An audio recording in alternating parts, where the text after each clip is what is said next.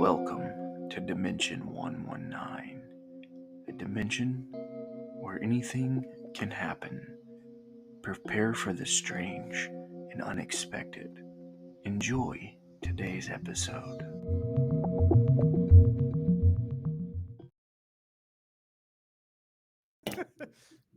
We'll put a I pin in really that do. one. It was so pretty. Greetings from another dimension. What's going on, everybody? It is Nathan with Dimension 119. We're back at it for more Curse of Strahd. This is episode 29, Split. They say never split the party. Well, guess what? We split the party. So you'll notice right now that we have just a picture of Ordin here. And here in a few minutes, there will be a picture of Ragnar in my spot, as we are the two players that are not with the half the party that's going to be playing tonight. So after a few preliminaries, I'll turn it over to Derek, and I'll disappear and be kind of lurking in the background. That's what you get for following a tumor. It's not a tumor. It's a tumor. It was a tumor. It was part goose. It's a tumor. So It's a tumor. Fucking geese. as everyone knows, if you've been following the channel for very long, the last 2 episodes, we hit affiliate now, so there's a few different things, including channel points below. We have the subscription, we have the bits, things like that to help support the channel. We have this little annoying thing that pops up from here, from words. We have this thing that pops up for now and then that is called an ad, and I try to push them off as long as I can, but we do have to run some during the stream. Luckily, subscribers do not have to watch them, thankfully. But for those of you that have not subscribed, you will have to see an ad here and there. We try to keep them to the minimum, but we are required to run a few. If you go to our homepage and you click on the About Me section, you'll see some of our new panels that are showing up. I think I've got all the graphics up for it, but I've only got 2 of the panels actually filled out, so there's more to come. That's some excitement to see there. And I will be posting the links to the Discord and Facebook channel or Facebook page throughout the game, here and there. And come join the community, come chat with us, and come play D&D with us, be goofy with us. Well, we got some exciting video game streams coming soon too, so there's that to look forward to.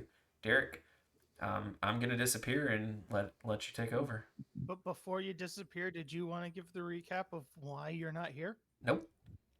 I'm not playing today. So I can give the recap of why you're not here, and I'll only do that portion though. It's been You can split it up. I'll only do 2 that weeks. portion talking about why you're not here. You guys can talk about everything else. I'll give your portion for you though if you want. Courtesy, totally friendly gesture here, no sideways intentions. Yeah, I don't believe that. If I can bank my inspiration point for next week, I will. You can always make your inspiration point. So last week, we spent 2.5 hours in a tavern. Oh, wrong game. Week before last on Curse of Strahd, we made a plan. Finally made a plan to go visit the House of the Dragon. I think we actually spent like an hour talking about that, much like we did in the Lesser Readings last week. And then we finally set off to said place to see this dragon and explore this area that both dragon boards were wanting to go.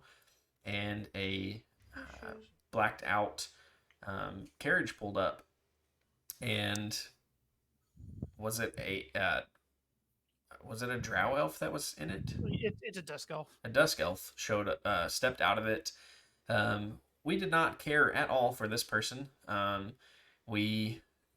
couple of us tried to attack this elf and did not go well. Brought to our knees. Nobody was hurt very bad, I don't believe, but it was enough to bring someone to their knees and make us realize that it wasn't going to go well. After a long conversation and being reminded that we were invited to visit Strahd for a dinner, the Dusk Elf got back into the carriage and took off. We gathered our bearings, talked about it some more, and ended up heading to Castle Ravenloft. Once there, Ragnar almost died again by falling through the bridge and falling to his death. Luckily, he was caught. We sat down to dinner with quote unquote Strahd. Turned out to be an illusion. Had a bit of a conversation with his illusion. Iris, in a fit of rage after he disappeared, stood up and destroyed his giant organ that he was playing. And then we proceeded to explore Castle Ravenloft. We ran into a bunch of stuff. We met some geese. We searched some trapped rooms and people disappeared, and ended up in meeting. What was the character's name? The Tuma. Mistake, I think. Yes. Rawheading. Did we No, ever, no, no, did we ever that's, find out his name? Or did we just start beating him up? You never asked him his name, but his name is Cyrus Bellevue. We met a character named Yeah, I Cyrus think we just Bellevue bullied him. that we never found out his name, and we did bully him a bit. Well, I mean, we just wanted information. One might call that we interrogated him, not bullied him. And eventually he decided to give us the information we were asking for. So we meeting Ragnar, Iris, and Ordin, followed him to a secret passage, and we're almost knocked out by sleeping gas, and then it ended up backfiring and only knocking him out, and we proceeded up in an elevator to what we don't know yet, but as characters, but what our players know as the top of Castle Ravenloft, which is why our party is split.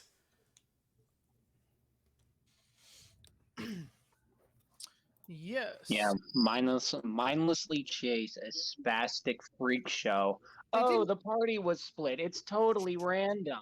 They didn't even chase him. He's just like, all right, follow me. Come this way. I'll show you where you want to go. They followed him right into a trap. Oh, I Yeah. left out something very important.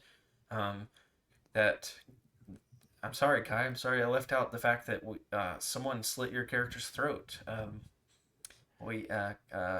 Koras was killed in this session. It was Ordin. Ordin couldn't help himself. Totally Ordin. Just don't tell Ordin that, because Ordin doesn't know that Ordin did it. Caused some massive conflict. We found Korast. He did not want to be alive anymore because he had been tortured to death and resurrected multiple times. And then Ordin, he tried to kill himself, and Iris cast Hold Person on him and stopped him. Ordin tried to convince him not to kill himself, and then Caraxus took the initiative and made a half-orc shish kebab. Well And worth it. To which Ordin replied by nearly killing Caraxus himself. So there's that.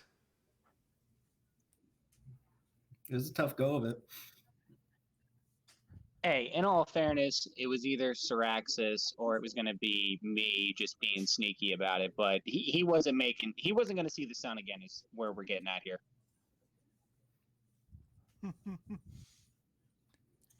Okay. Do I get since get Kai, extra experience for killing him? go ahead. Do I get No. extra experience for killing the enemy? No. He's a powerful foe. Okay, how about this? You get one experience for killing a lifeless, soulless, wanting It's to the die. hidden. It's the hidden XP exploit of Curse of Strahd. It's So yes, it's my EV. since Kai hasn't been able to play with us play Strahd the last couple of sessions, the party left him back in Berez, face down in the mud. He woke up after they had left the next morning and started following their tracks, as he is a wood elf and I guess a druid, a shape-shifting druid. So he knows how to track in stuff.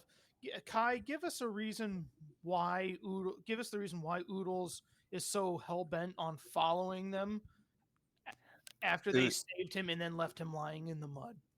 Oodles is a very petty person. He doesn't like the fact that these grown-ups have left him, a child, face down in the mud.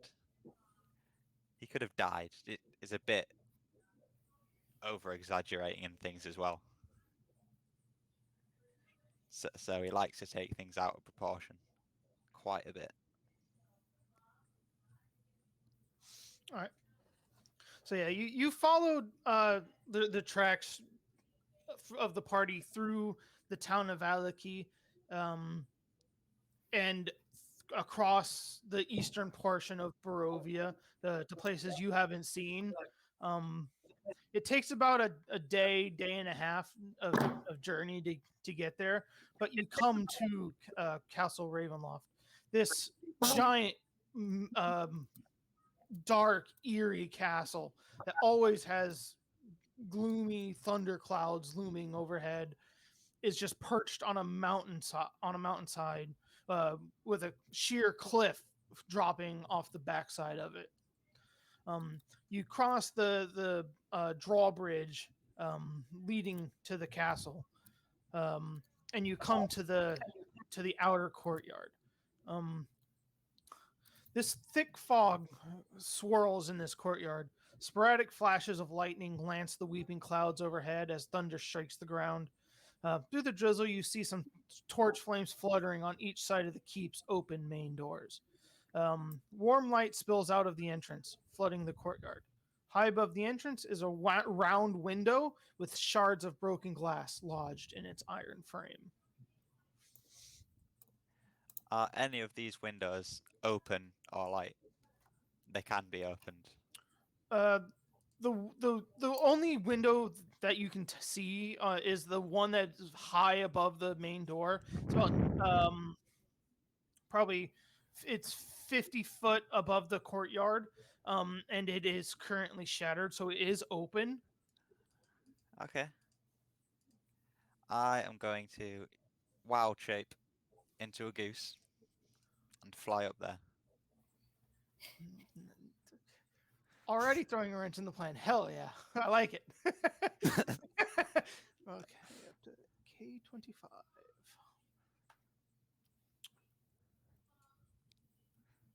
Into a... Why the goose, though? It can fly. But so can a pigeon. Pigeons aren't intimidating. Pigeons don't have a whole game made after. Oh, they actually do. I take that back. Yeah, there's a game where you're a pigeon and you just fly around and poop on people and make points for it. Wow. Yeah, it's terrible. It's one of those. It's like how everyone wants to make a simulator game. They have pigeon simulators. What the hell is that? It's a damn goose. Geeses. It's one of the perks about not living in New York anymore on that lake where I grew up. I don't have to fight geese anymore when they get a little froggy on the front doorstep. They get a See, little goosey. no one wants to fuck with geese. I don't know. I think I could win one-on-one against the geese. You're like the size of one. I'd be careful about that. Dim light from the courtyard falls into this great hall through the broken glass and iron latticework of a large window in the western wall, which you fly up to and, if you so choose, can enter through. The immense room is a place of chilly, brooding darkness. Empty iron sconces dot the walls. Hundreds of dust-laden cobwebs drape the hall, hiding the ceiling from view. Directly across from the window stand a set of double doors in the eastern wall. Farther south, a single door also leads from the east wall. Staircases at both ends of the north wall lead downwards. At the far southern end of the hall, there is a large wooden throne standing atop a marble dais. The high-backed throne faces south, away from most of the room. Is there anyone sat on the chair?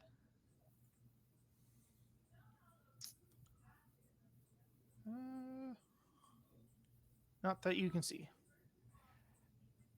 I'm gonna go in and have a look to see if anyone's on the chair. How close are you? Like where you can go ahead and move your header. How close are you gonna get? About there.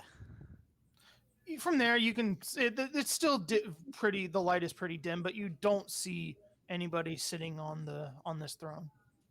Good, good. Where did you say the doors were? Oh, I still have them hidden. That's my bad. There and there. These double doors look nice. Okay.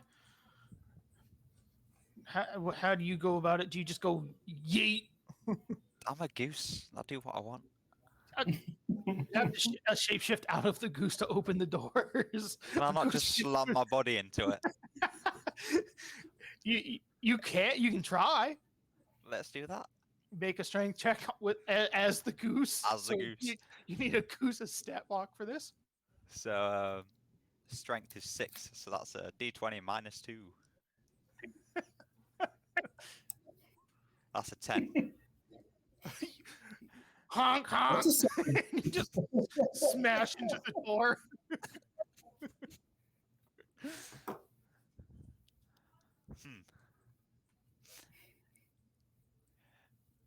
Well, shit. Where do these lead down?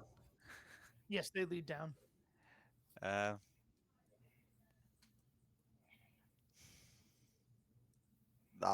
come out of wild shape and open the door. Okay.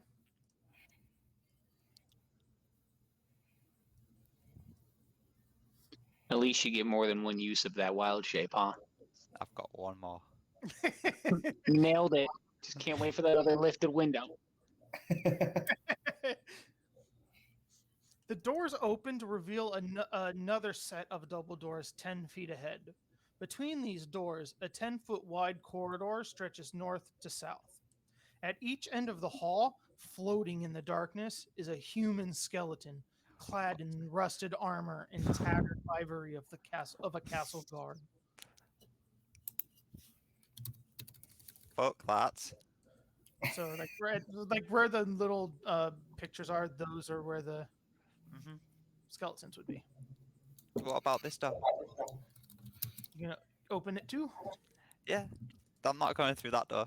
Like, are you swinging it open? Are you creaking it open, peeking in? After seeing what's in the other room, I'm gonna slowly open the door and peek in. Make a stealth check. Your stealth, where's that?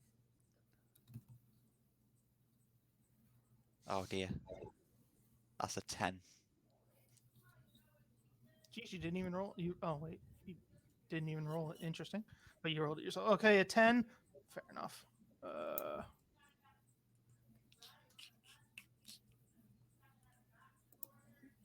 Reveal the stupid door. There we go. Okay, this was 30. Dusty scrolls and tomes line the walls of this room. More scrolls and books lie scattered on the floor, around 4 heavy wooden chests fitted with sturdy iron locks. The only unobstructed floor space is directly in front of the doors on the east and west walls. In the center of this clutter stands a great black desk. A figure crouches atop a tall stool, scratching a seemingly endless scroll of paper with a dry quill pen. Nearby, a tasseled rope hangs. Nearby, a tasseled rope hangs from a hole in the ceiling. You open the door, and it kind of squeaks as you open it, like it had like the hinges haven't been oiled in quite some time. And the gentleman turns to you. Who goes there? Who are you? So I just opened the door at this point because it's seen me, and just walking in. I'm not a threat. I'm Oodles, just Oodles. Okay. I am looking for some adventurers. They are very horrible, and I would like to get back at them. So, have you seen any? No. The only company I've had in in a few days has been uh, Rahadim, who's brought me my meals every few hours. Uh, Other than that, I have not had any company. I've just been up here working diligently. Do you know where that rope goes? He kind of looks at the rope, kind of reaches his hand up. This rope, it's kind of a safety measure that we have installed here for me. What kind of safety measure? Let's just say if you step any closer, I will pull this rope, and we'll have some more visitors very shortly. Oh, is it a bell? Yeah, smart one. Ah, okay. Can I use that to get up to the bell tower, please? You look up, like the hole that it comes through isn't big enough for a person to fit through. It's only probably like a few inches wide, just barely big enough for the rope. Okay. Hmm. I will. What's on the other side of this door? May I ask? So many questions. I'm a very inquisitive person. Is there a problem with that? Mm, what business do you have here? You say you're here looking for adventures. Are you friend or foe? No. It's kind of Are you complicated. I'd say. do you serve the master? Who's the master? Is this some kinky shit right here? Because I don't do that shit. That response there just proves that you aren't a friend. I suggest That you doesn't mean I'm a friend of these leave guys. leave me quickly so I can get back to my work. Fucking old geezers these days. As he says as he shuts the door and just walks off. Okay. Do I hear a bell? No, no, Okay. you didn't threaten him in any way or anything, so he's good. I'm gonna go down these stairs because Okay. I'm not going through here. Alrighty. To map 3.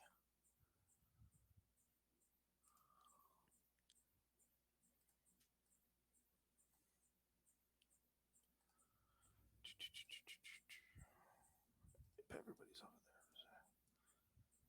there. Goes to there, and then bring everybody in.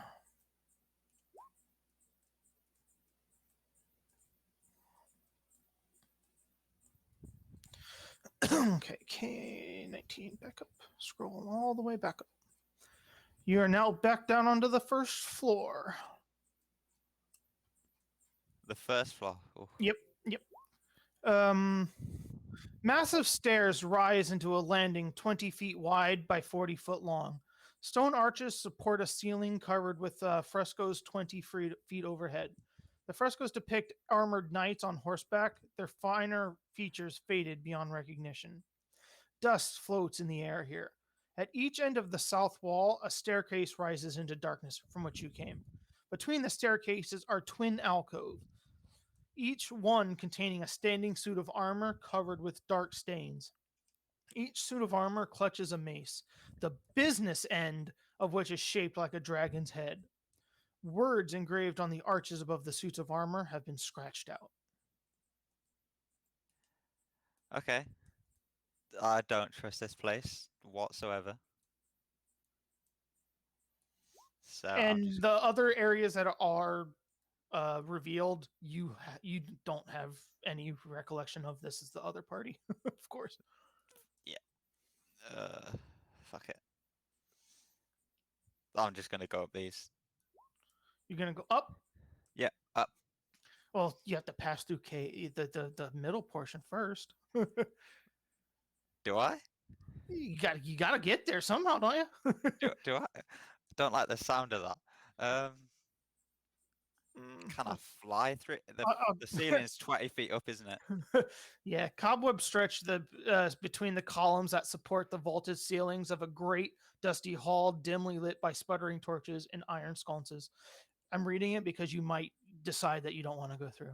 The torches cast odd shadows across the faces of 8 stone gargoyles squatting motionlessly on the rim of the domed ceiling.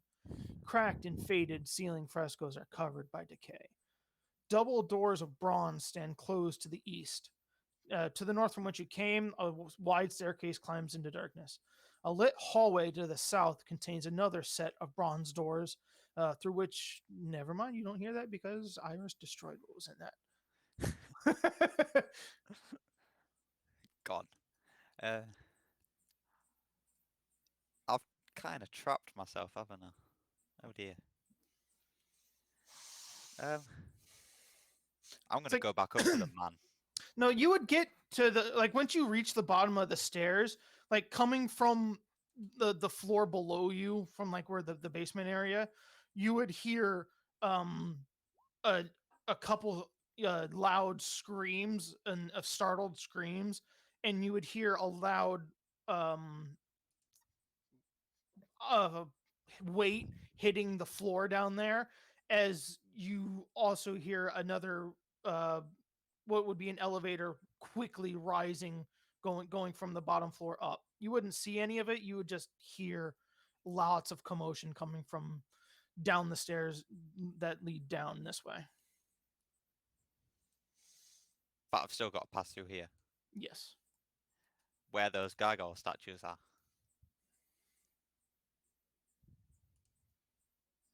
Who says they'll who says they animate? I'm gonna sneak through. Go ahead and make a stealth check. Do do do.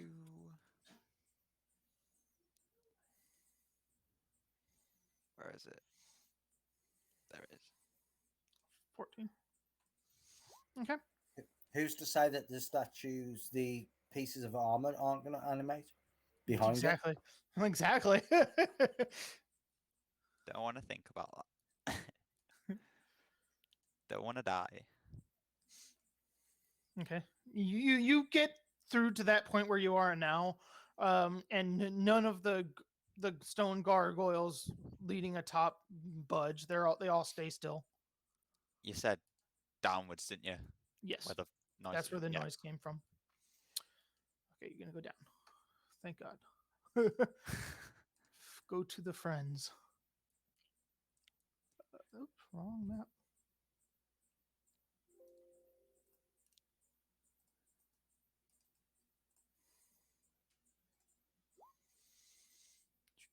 Ootles.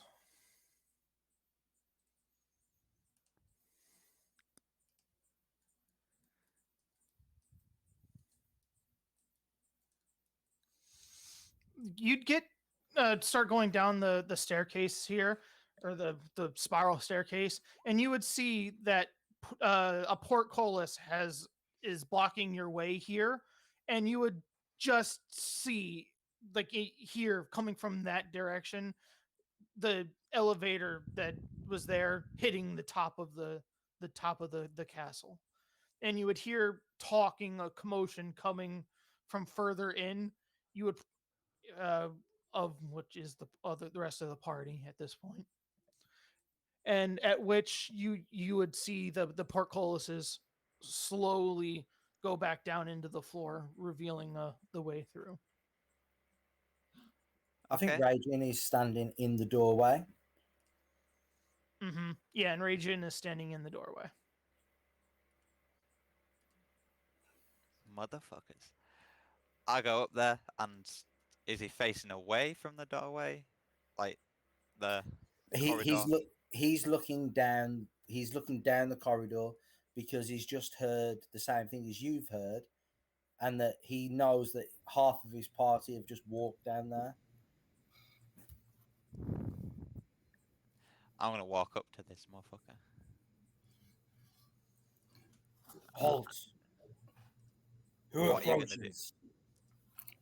What are you gonna do? A very quizzical look comes on his face. I'm really put back by what you've just said. I am but a child.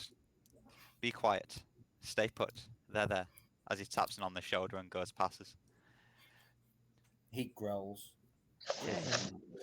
Like Reijin, this wood elf is coming from the same direction of what that you saw your party go down, like Iris, Ragnar, and Ordin head down, to which they haven't returned. You just heard them uh, like give a little bit startled yell as they were whisked up the elevator.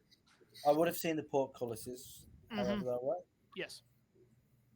You, what have you done with the others? Me? As he puts his hands to his chest, like looking offended. I haven't done anything yet. You should be unconcerned about what you've done to me. Hold on. I'm going to do an intelligence save to see if I remember this guy.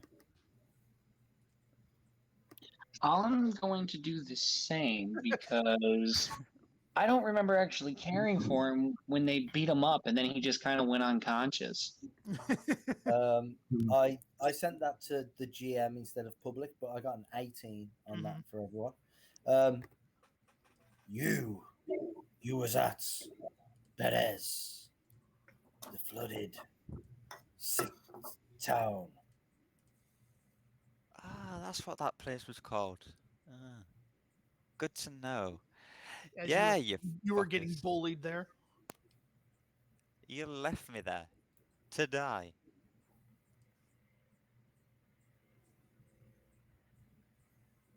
I do not know who you are. You've just. Why should I care? I am a child. And so you look it. Why, thank you. I'm glad I look my age. Thank you very much. You are so perceptive, oh wise dragon. My god. How old are you? That is of no concern. Another old grandpa that I've got to fucking deal with today. I look around the room at the other party members, see what they're doing. Soul is covering her face, leaning against the door she just shut, kind of hiding a smile and just listening to the sass talk of this little child who looks like a nomad.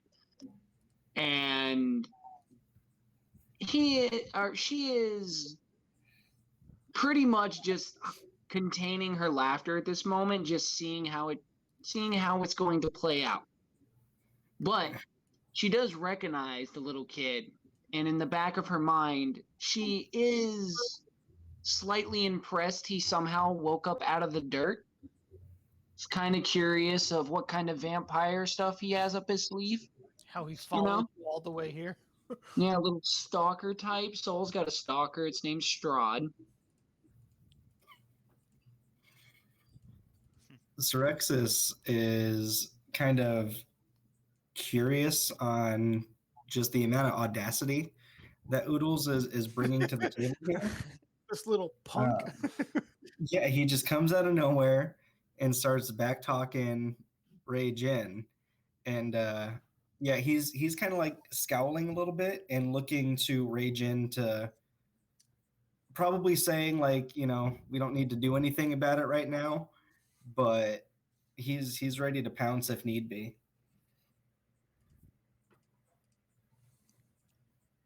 I just look at this.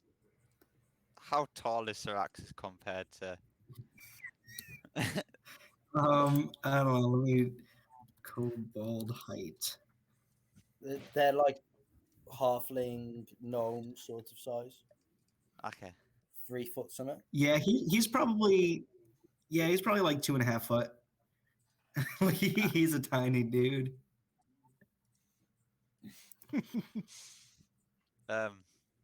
Oodles sees this. He's probably the size of your And it goose. just. Oh, that stuck him. And pats this little thing on the head. Be like, there. Oh, I bite him. Calm down. I bite him. Make an attack roll.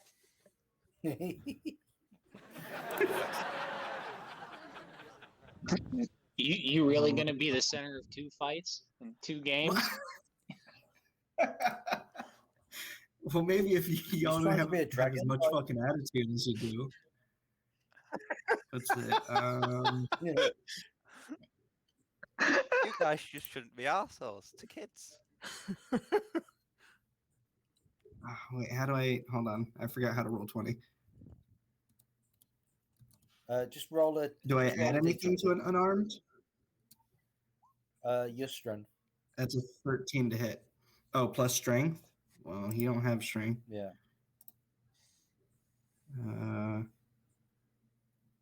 Yeah, that's like that'd be like a -1, I think. So 12 to hit. So it's more like a, yeah. So I snap at him. I don't Awesome. necessarily bite him, but I snap at him. Does a 12 hit, Oodles? No.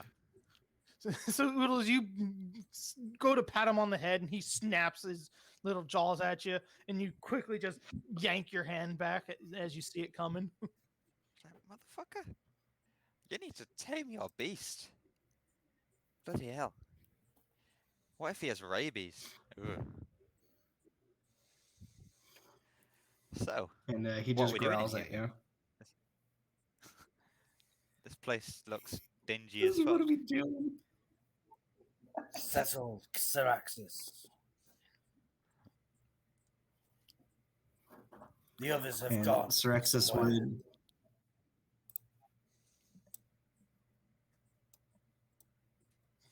Yeah, Syrexis would just move over to Ragin.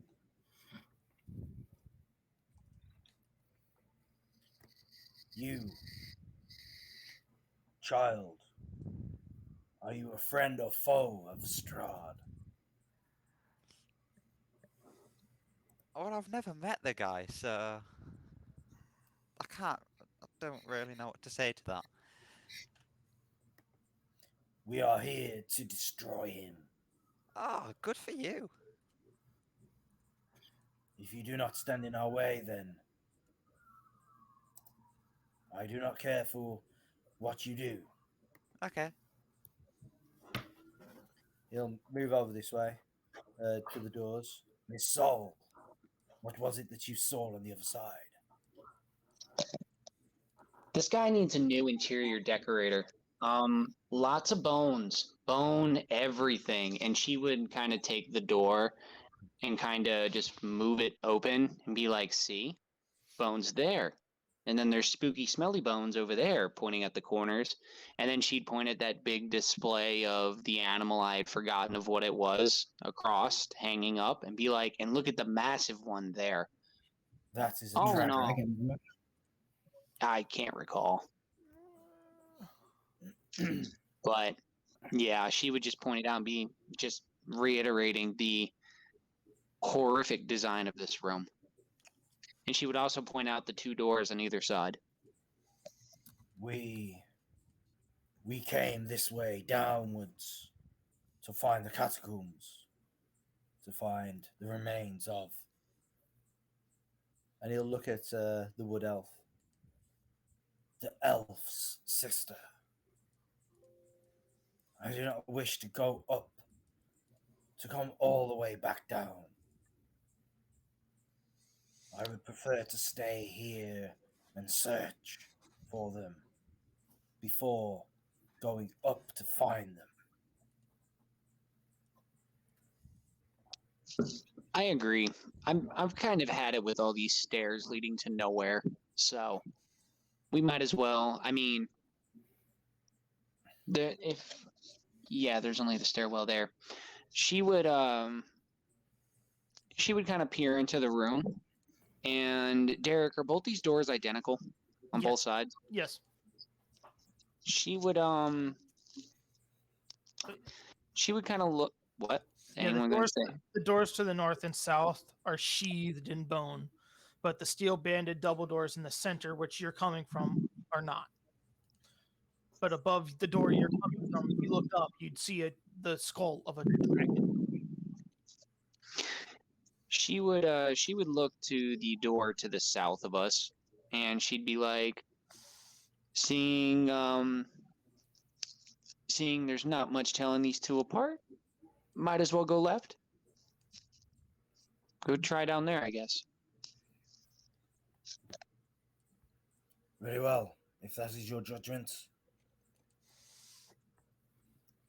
We should send the stealthier one, she would then say, smiling at the little man in that can.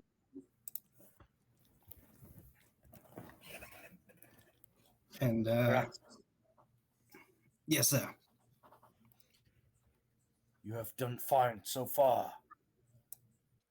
Be our eyes. And where exactly is Strexus going? Well, Regin's going to step into the room and he's going to take a look at the dragon skull, Derek. Mm-hmm. Can I make a roll to determine what dragon kind it is? Or would you just give it me? It's like from the dragons have different skull features. Yes. Dragons? Yeah, all dragons look different. They have like different crests, different horns, different wings, which you can't tell from a skull if it's. Then go ahead. Yeah, go ahead and make a history, nature, whatever check you would want. I'll go with nature. Would I gain advantage for just being Sure? worth asking? You need it. 21. Okay, what kind of dragon was he? I have to look it up because I don't remember. If it's Argynvost, then Yeah. it's silver. Then it'd be a silver dragon, skull of a silver dragon. Okay. Caraxes, look here. Perhaps this is the remains of the dragon our master spoke about. It is silver. What should we do with it, sir? It is too big, too large for us to do anything now. It does not belong here, though.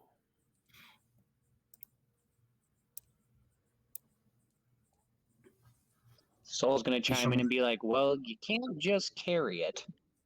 Exactly. It will remain for now. We'll make sure we retrieve it on our way out then, sir.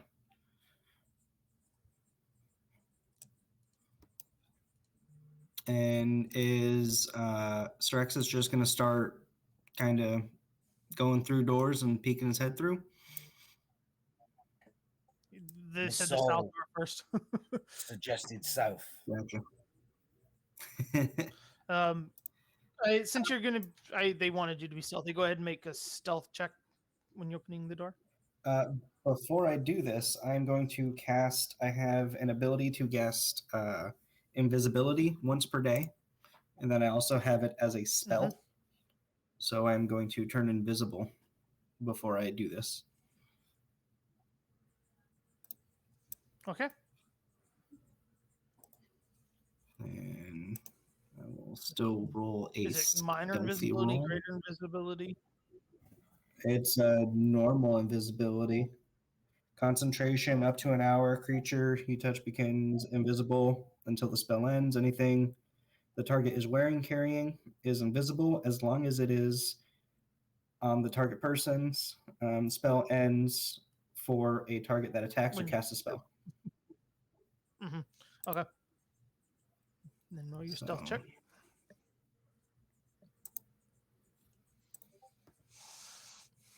An 11. Ooh. Well, that's not a good stealth check. You're not very stealthy. Not very stealthy. Can Again, these doors haven't been oiled. Gotcha. So they know the door has been opened. They just don't see me technically yet. And then you reveal to Yeah. the hallway. This 10-foot wide arched corridor is cold. I hear myself. I kill myself. Who the hell is echoing? I have no idea who it was. But this 10-foot wide arched corridor is cold and moist. The cold seems to emanate from an open archway in the western wall. It's coming from this way. There's an open archway. Moist.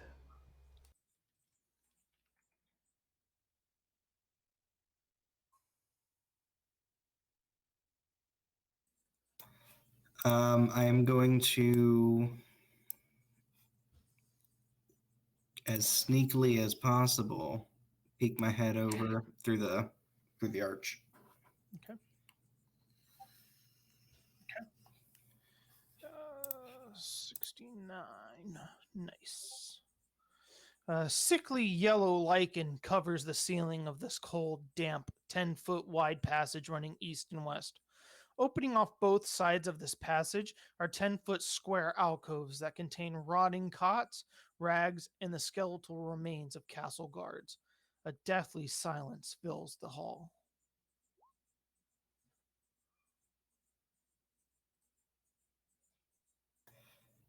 I will continue down and kind of look through the hallway. Can I make sure there's no traps that'll teleport me into a cell throughout here?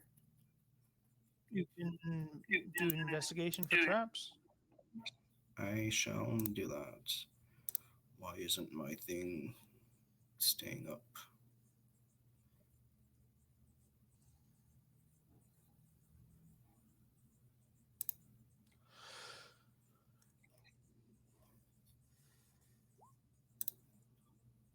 You don't find a damn thing. You nailed it, brother. Ooh. Roll, roll 20 is really doing me justice today. Yeah, so I guess I'm just going to be going along this path here. The second you get to halfway, the end, halfway so I can down get the a full hallway, view. the second you get halfway down the hallway, Son of a bitch. each of the skeletons start manifesting and taking shape as they all leap from the alcoves and roll initiative. Everybody roll initiative. Need to bring them here into the thing though.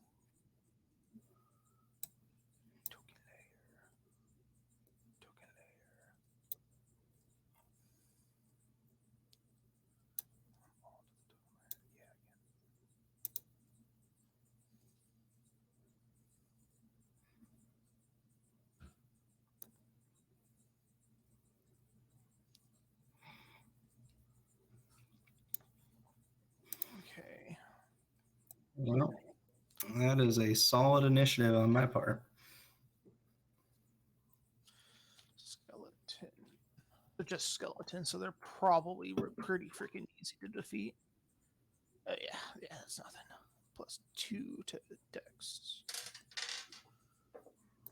16.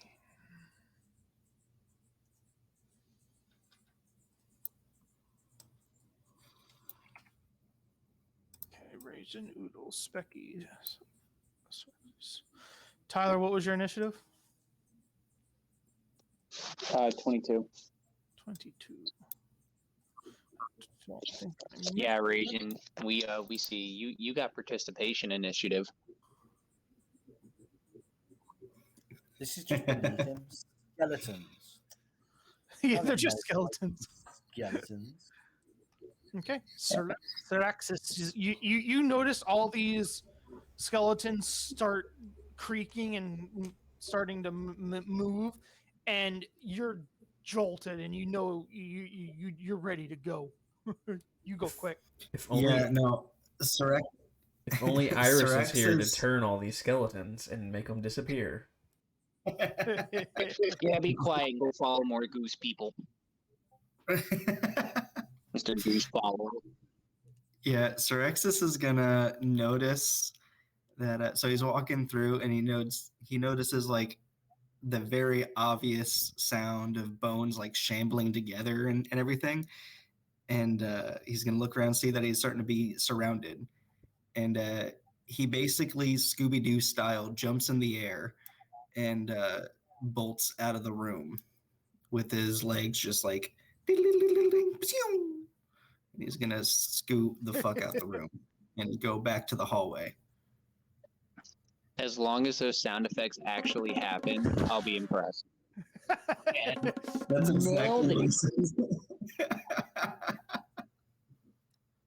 Good one.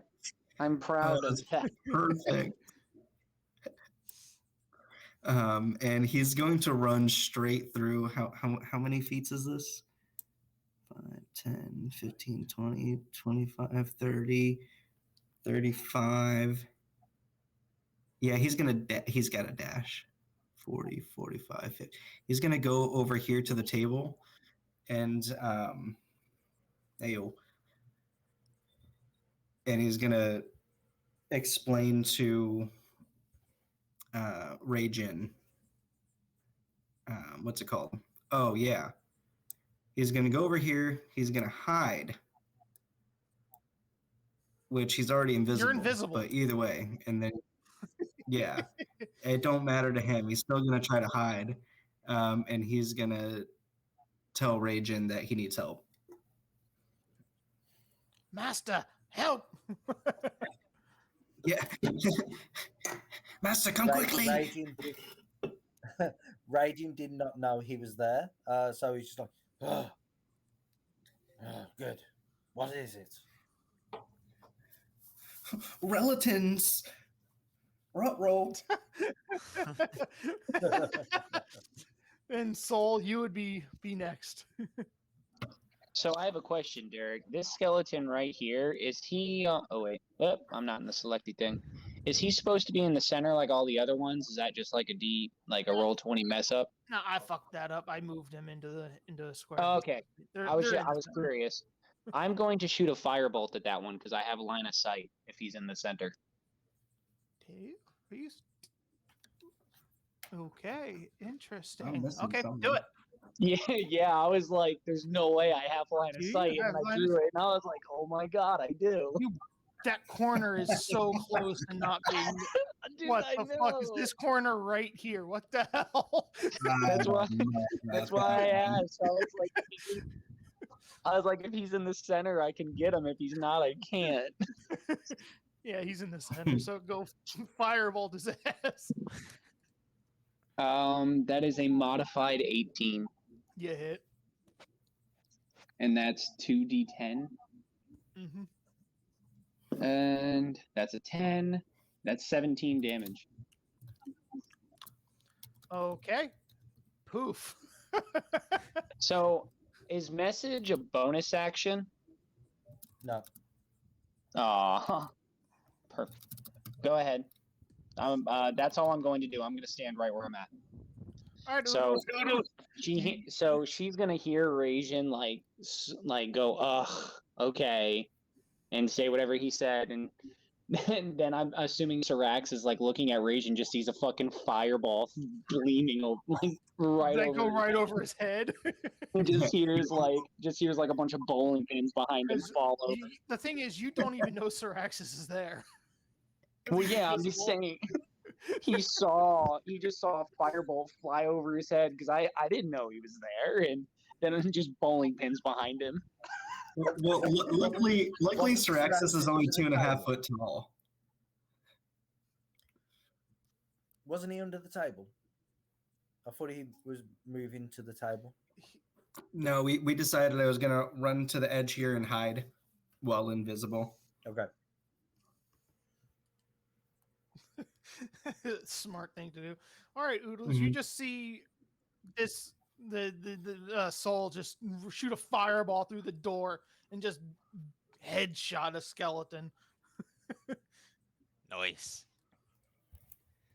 So Oodles is gonna cast Flame Blades at 2nd level and just That's move a up little overkill. there.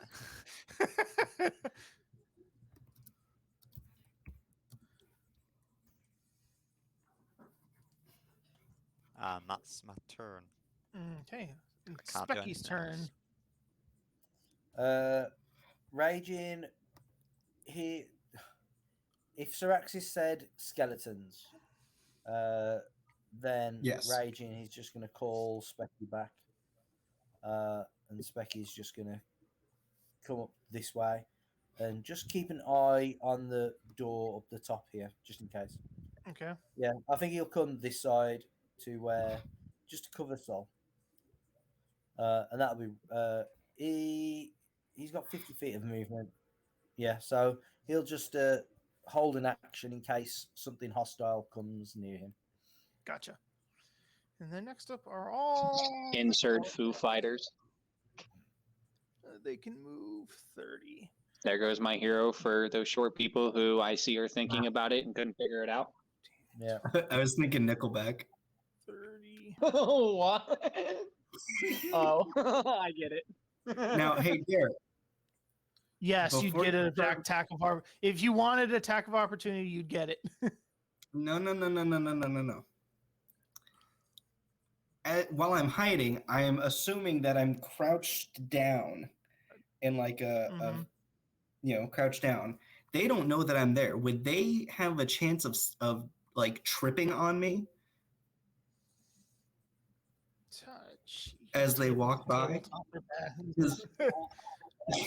I'd like to tabletop all of these skeletons is what I'm trying to get to. Whoops. Undo that. Oh yeah, he's definitely fallen. This one now tripped over you. He has fallen prone. 5, 10. Does this one fall prone? This one trips over you and has now fallen prone. And they're stupid. They're skeletons. So dumb. I'm rolling shit for Dex save, so they're just stupid. Well, they're skeletons. They have shit decks anyway. Okay, this one makes it, so this one's gonna get to here and stop. This is such a I'm just going if precarious it's above situation for 10, me. they're Then. fine. Oh yeah. This one's good. It's gonna go to here. As long as this fight doesn't last an hour, I think it'll be good. Oops, not that. This. That's 4. Apparently, I'm going full Looney Tunes on this episode. This one trips. You were making the most out of the little height you were blessed with, and that's what counts. This one. You were earning Story of so my life. You're now you the Yeah. You I are was gonna earning say, so is that- many bonus points with Soul right now. She is dying laughing back there, okay? Just watching the skeletons one by one just mystically fall over. you And don't, she you don't even know why they're falling over. They're just They have falling no head clue. over heels just in the spot.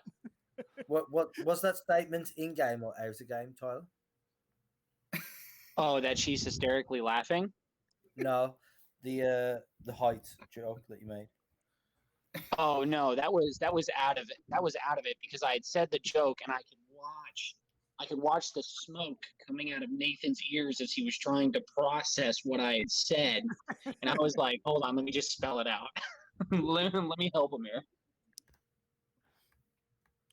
Okay, next up is Raishin. As you see, four skeletons made it through the hallway, and they're now in the room with you, while the other 5 just miraculously just tripped and are now all prone on the Just floor. surrounded by a pile of bones.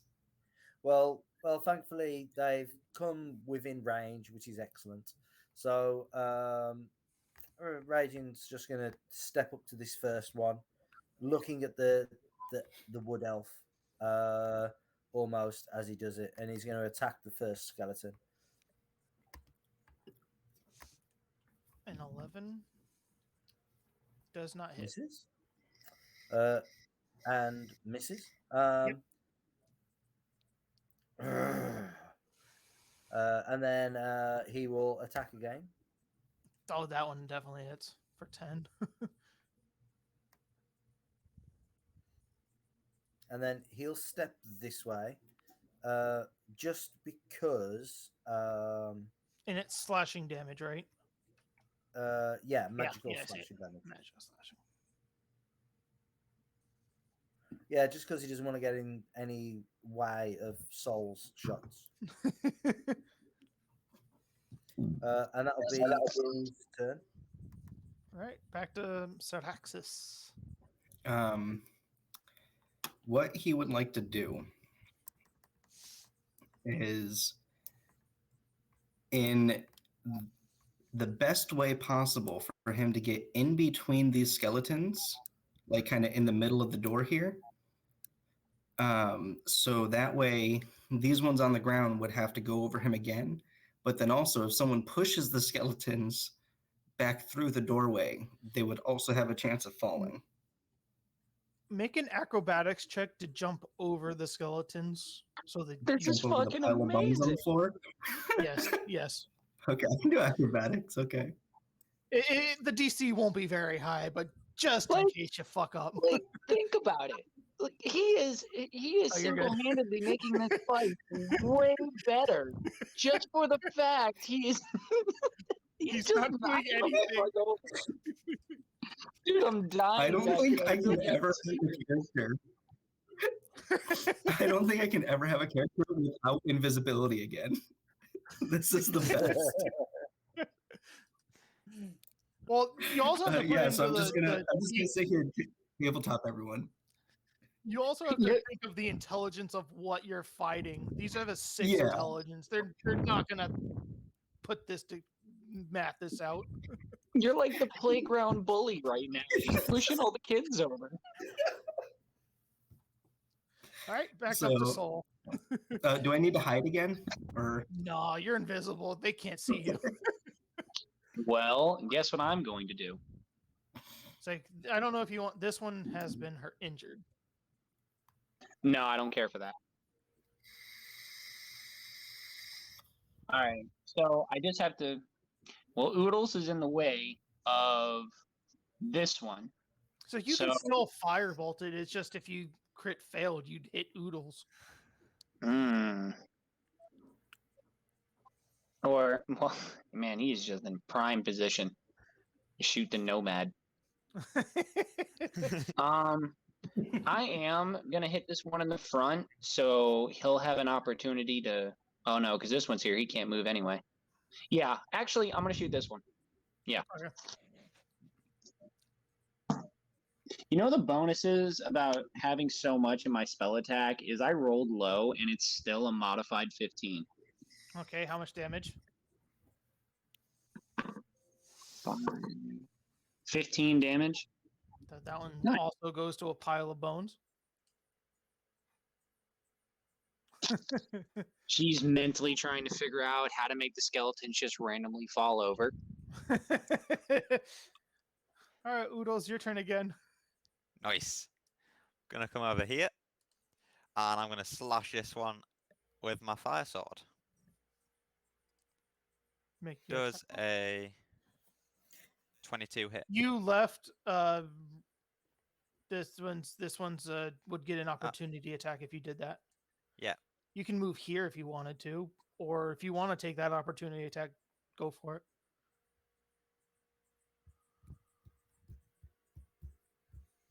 Yeah, I'll go here. I'll take the attack. Okay, it'll be a.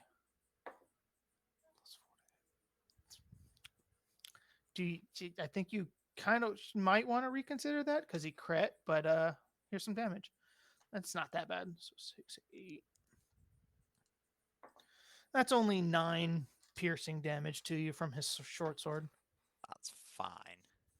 You, And you then- do have to make a con save. For your fire sword. Concentration save. It's a Does a 20 do it? yeah, you're good. 19 was enough. Slashing on this one. That was a 22 to hit that. I didn't see that roll. I don't have it on my character sheet. I have none of my spells on my character sheet. You mean you have dice on a boat?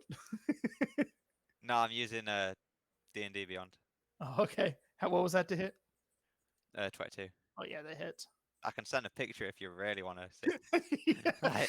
I'm just giving you a hard time. So that's 14 fire damage. Also a pile of bones. Nice.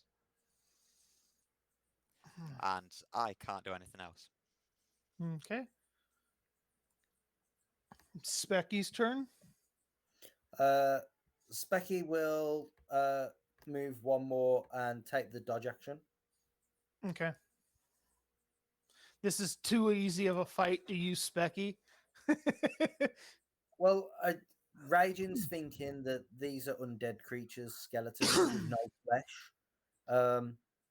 And he knows that Specky deals necrotic damage. So, it's probably not going to hurt them at all. Regular skeletons do not have immunity to necrotic. They only have immunity to poison. Yeah, but Raging, that's Doesn't his know logic. that. So, yeah. Okay, this one that you attacked, Raging, is going to send an attack on you. It's a +4 to hit. That I assume misses. That's an 11. Miss. 17 to hit. Okay. And then this one's also going to walk up on you, which I assume Syraxis is not going to use his opportunity attack. And he also misses. This one walks through the door here. Doesn't have to trip over him. And he's got They do consider D&D a type of tabletop game, so it is fitting what he's doing. Kai, do you see his rolls in the chat, by the way? Yes. Whose rolls? Kai, do you see Derek's rolls? No, yeah. No, I was just in giving the him a hard chat? time. I don't care. I was doing the same exact thing. I'm not using D&D Beyond. I'm using my own dice, but still. Does a 14 hit you, Oodles? No. Okay, that one. And this one's going to move up here. Well, wait, how far is that?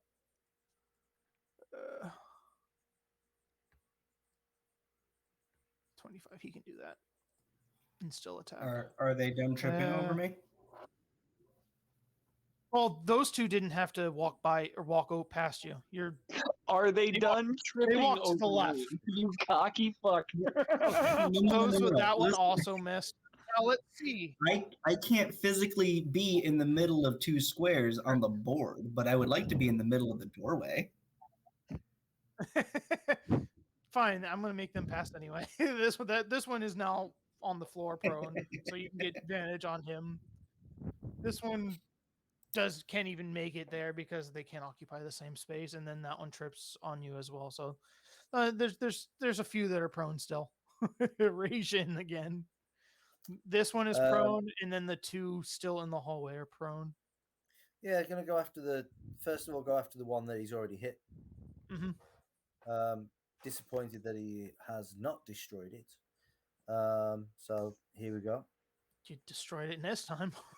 Yeah, and then the one to the south here.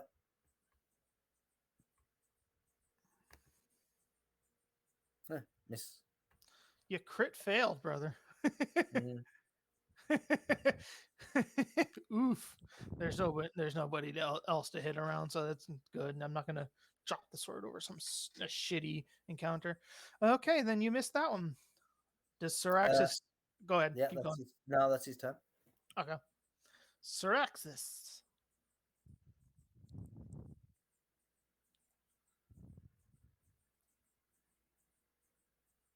You're muted. Hey, so how confident am I? Because I'm trying to keep my invisibility as long as possible, so I don't have to cast it again. Can I just provide advantage for the people around me? Tickle some bones and stuff. If they get on the other side, if they got to here, they'd have advantage on that one. But no, unless you had a spell or an ability to do so. Okay, so how confident am I? I don't think any casts again have come out of it at all. But I do, though. It's like you would know what your spell does. You're not stupid. Well, yeah. No, I get that. But if I do something, then I get one free invisibility a day. Mm-hmm. So I'd like to use the most of it. I feel like the party will do well without. I'm just gonna block the door still. Fuck it. All right, Yeah, so that's hilarious. I love it. That's the best thing I got right now. Take a defensive stance, I guess. I'm not sure what you want from me here, Derek. This is a little beyond the rules. I'm going to firebolt the only skeleton that's not occupied by someone right now. And I got a modified 14. I rolled lower. Oh That boy. hits. You're shitting. Dude, their challenge rating is a 4th. They're not. They're not. Hey. They're like a rat. Hey. So I did 13 damage. You did. Oh no, that's enough. I'm getting nervous that my rolls are getting lower and lower each roll now.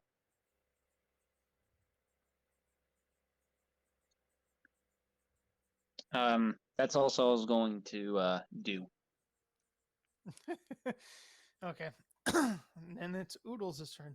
Such an easy Nice. encounter.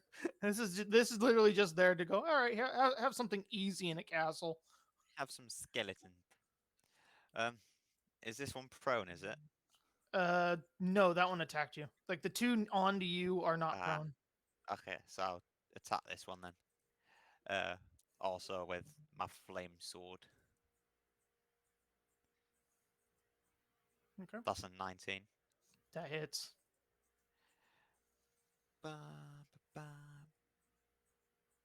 That's a 12 fire damage. Ooh, that's not enough to kill it. Can I do anything else? Can I fuck? Yeah, that's the end of my turn. Awesome. Then Specky's again. Continue to dodge. Hold the position. Okay, skeletons. The one on south of Rajin is going to attack and miss. The two on Oodles are going to attack. One misses. The other one's also a 14, so they both miss. And do these idiots? Oh no, this one somehow does not fall over you. 5, 10, 15, 20, and he's going to sit there and attack. Oh, does a 20 hit Rajin? It does. Oh, some damage. For 8 piercing damage. And then you have your Armor of Agathis, right? Don't you? Or did you not cast it? No, I haven't cast it yet. I was just reading it. Okay. How long it casts and stuff like that. So yeah. And then let's see. Does this one? All right. This one's now prone, tripped over. Goddamn kobold again. Fuck that kobold. All right, Rajin. Next thing you know, Derek's gonna ban kobolds from the game next. I don't know. This is hilarious. I like it. Yeah, seeing the one that's just stabbed me in the back, snuck up on me, raging just with utter disgust on his face at the fact that this skeleton's just stabbed him in the kidney. Well, not quite in the kidney, but in the ass cheek, maybe. He's going to turn to that one first, and just obliterate that one. Yep, you obliterated that one. Yeah, and then turn back to the one beneath him.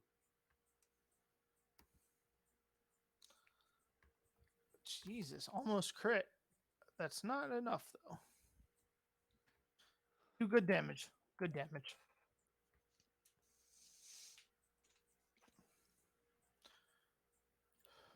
Yeah, and that'll be his turn.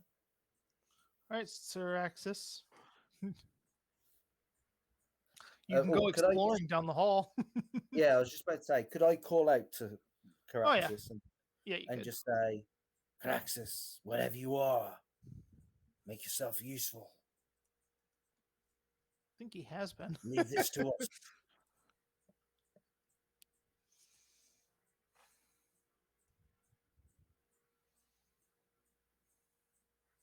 If you're talking, you're. Yeah, as far as I can't hear you. Yeah, as far as Raging knows, they've just been really clumsy skeletons. Syraxis is going to Did I ever get to see what's kind of down this hall over here, Derek? No. Once you got halfway through, they all started coming to life. All these Gotcha. skeletons I'm must gonna have had peek my head down this severe wall here. arthritis. There's nothing other than yellow lichen all over the ceiling Nope, and I'm walls. falling and I can't get up. Yeah, there's only yellow Okay, lichen well, covering the walls and then the I guess ceiling. that's my There's no turn. treasures. You are now breathing in the yellow lichen. Soul's turn. Huh, I wonder what I'll do. Fuck this guy. Fireball. I wish. No, I got a 14. Which hits. That hits. And damage. I don't want to be a narc, Tyler. Yes. But was that one prone, Derek? It was. Then it's disadvantage at range. Alright, let me roll again. Well, what was that last session about same team? Oh no, he's team semi-fair is what he is. So rolling the second one lowers my attack to 13. You still hit. That's their AC. Okay, you happy, little Marc?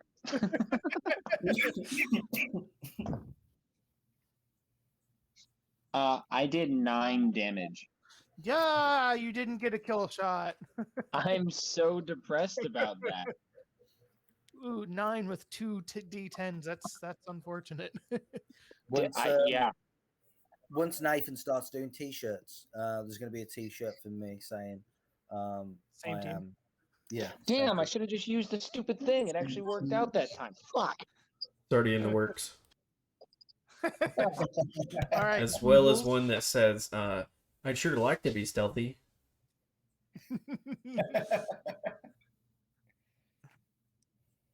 Nice. Which one? The one directly to the right is the one that you injured pretty good. Yeah. The one I'll to go the for north that one hasn't again. been touched. Yeah, just flame sword again. 'Cause why not? That seems to be working. 22 to hit again. He has one. He had 1 health. Oh, did it? Okay. That's 8 damage. He's dead. You're adding more bones to this room, guys. That can't be good. Bone Specky- dragon starts forming. Does Specky still just do defensive position?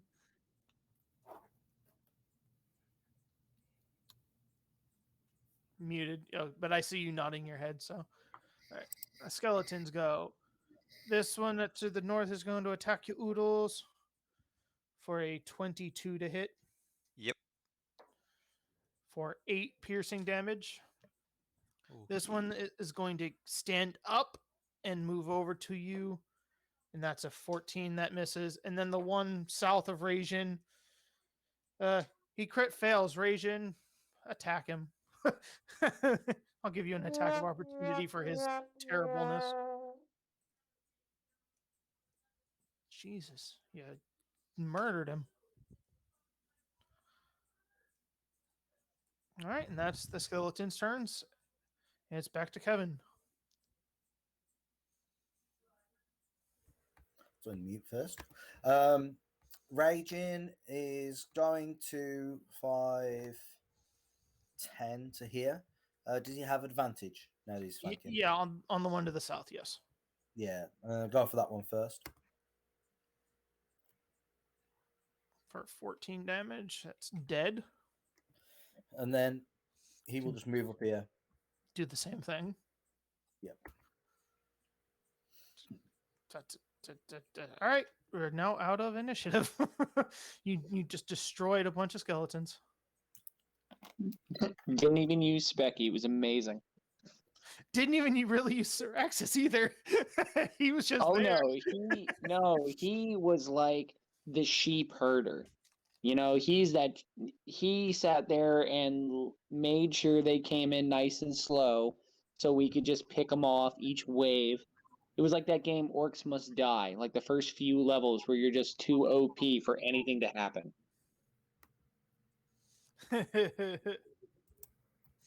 All right, so we're now out of initiative. What you guys want to do?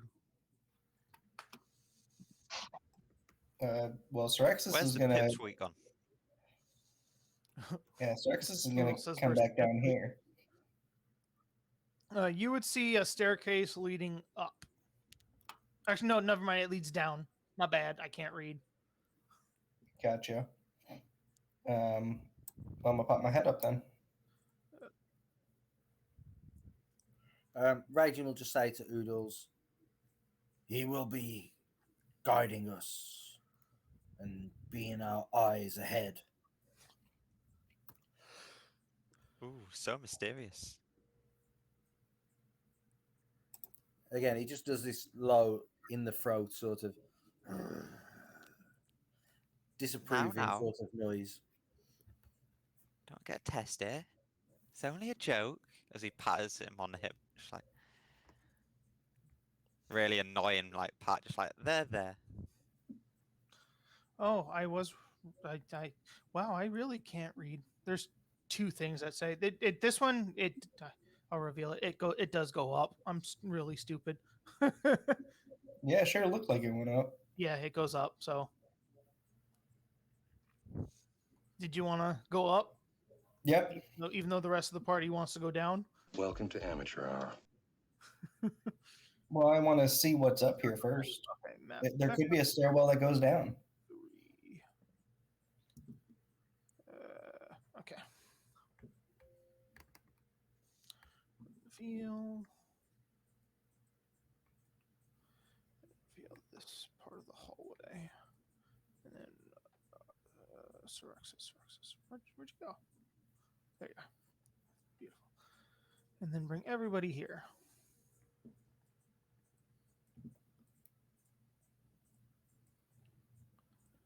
You now are back up here, and you are now at the foot of a hallway, and then the stairs continue going up. Okay, the stairs continue going up. There's a hallway down this way. Mhm. Do I notice that there's a alcove doorway hallway coming down There's here?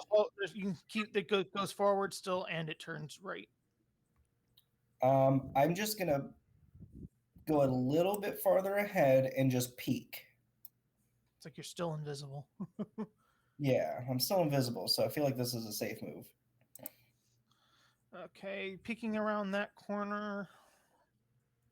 What is that? Oh. Where'd it go? 8, 9, 10, 11. Okay.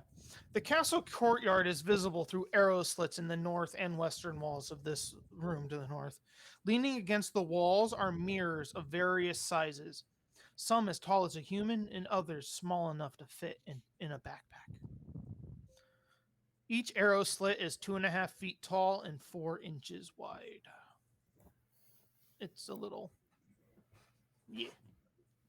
But I see nothing of interest in there. Nothing of interest. Just you- discarded mirrors. Discarded mirrors. This is the turret post. A high domed ceiling caps the 30-foot wide octagonal room before you. Frescoes faded with age adorn the ceiling, but their images are impossible to make out. Tall, thin arrow slits look out over the courtyard, just like in the room north. Would he be able to determine whereabouts in the castle this is? Because obviously we can see obviously that this is the dining room where we started, but would he be able to look out and go, "Oh, we walked in over here"? Yeah, you'd know if you walked up to this wall over here and looked out the arrow slit, you would know that you're towards the front of the building. But that's if you do that. Yeah, no, I'm not walking in that room. Then make an intelligence check. Make an intelligence check that's what I was to see thinking. if you're smart enough to realize your location. Well, lucky for you with my last, I guess lucky for me. I got a bump to my intelligence with my last level up. That's a 7. You're still not. You're still not great. No, I'm still not great. Without looking out, you can't determine. Yeah, you can't determine exactly where you are geographically in the castle. You just know you're on the first Okay. floor again. Gotcha. I'm gonna go back downstairs then, and tell excuse me, that was rude. And tell Ragin that just what I saw.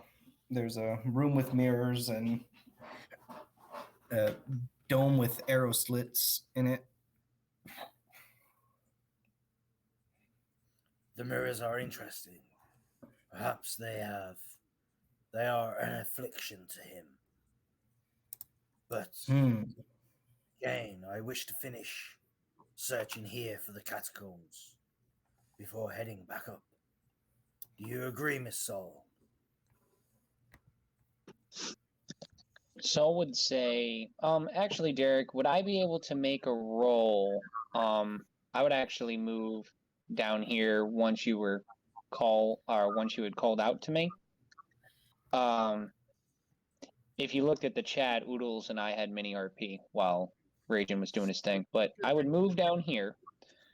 And Derek, is there a roll you'll allow me to do to see if I could maybe see if in all my studies from like my background and stuff, if I could have maybe read something that could lead to mirrors potentially being dangerous for vampires? Kind of history check or something of the rather? Sure, history check.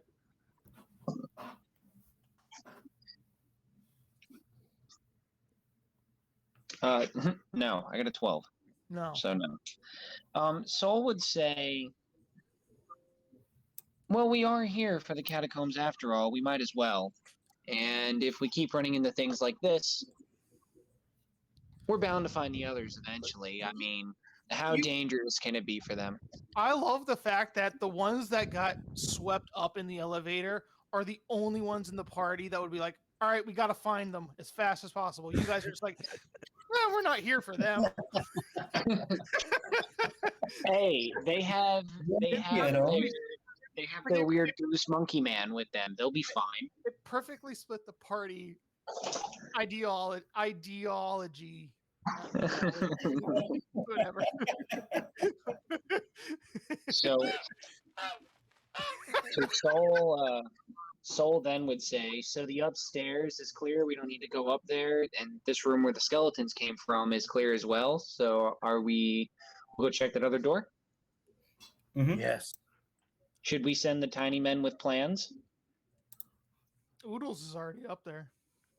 Soul would reposition herself back at the doorway, seeing it seemed like a prime place for the last room.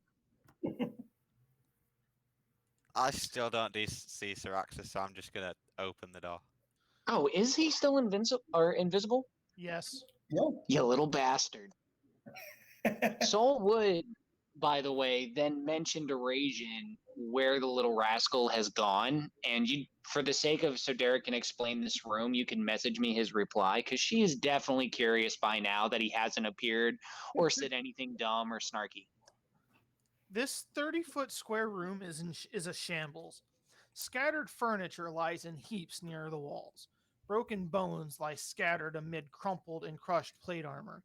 Shields and swords jut from the walls as if driven into them by some tremendous force. 2 doors stand opposite one another in the center of the north and the south wall. A dark archway leads out through the eastern wall.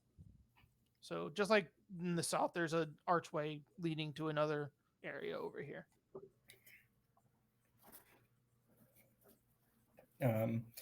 Syraxis would push Oodles out of the way. Not really push him out of the way, but just like nudge him, like nudge by him. And he'd hear like he'd hear a little voice coming from like his knee as he's walking by, going, out of the way. Oodles is like, oh, what the fuck is that? I like and tries to kick it because he doesn't know what it is. Um, Like when Derek, a dog is running to the doorway and it just like checks your shin. Derek, after the skeleton thing, I am now going to cast Armor of Agathis. Okay. While this is happening. Yeah, because there's obviously other threats here, so yeah, he's just gonna cast Armor of Agathis. How long's this? 1 hour. And then he's gonna cast Summon Fae as well.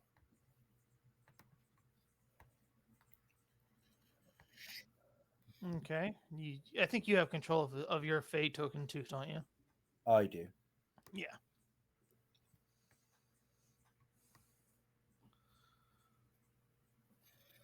All right, Derek, I'm up here down this hallway here. Okay.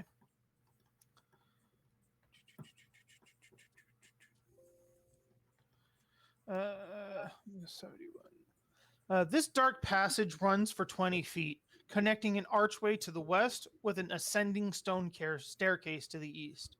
To the north and south are 4 10-foot wide square alcoves, just like in before where you found the skeletons, cluttered with rotting cots and dirty rags. The ceilings here are covered with yellow lichen, just like before. But there are no skeletons in these alcoves that you can see. Not yet. Okay. I want to peek into this door here because that stairway goes up, right? Yes. Yeah, so I'm gonna peek through that door. Make a stealth check. At disadvantage, since the loud, when your friend set off the trap, it was extremely loud. The entire castle could hear it. So they knew that it was from on this floor. So make a stealth at disadvantage for this one.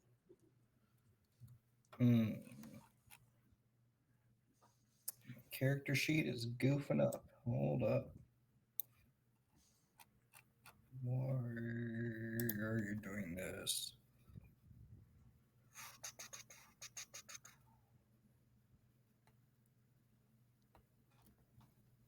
Sorry, Derek, I'm having trouble here. You're good. I'm Oh, finding. here we go. Stealth. That's a 25. Oh, at disadvantage. Fuck. 17. Okay, what's his plus 11? Okay. You creak open the door, and before you can get a good look inside, you just hear, "I know you're out there," in a very similar dusk elfy voice. "I know you're out. You're out there. Yeah. I suggest you go the opposite direction, unless you want to die." I calmly closed the door like I never even opened it.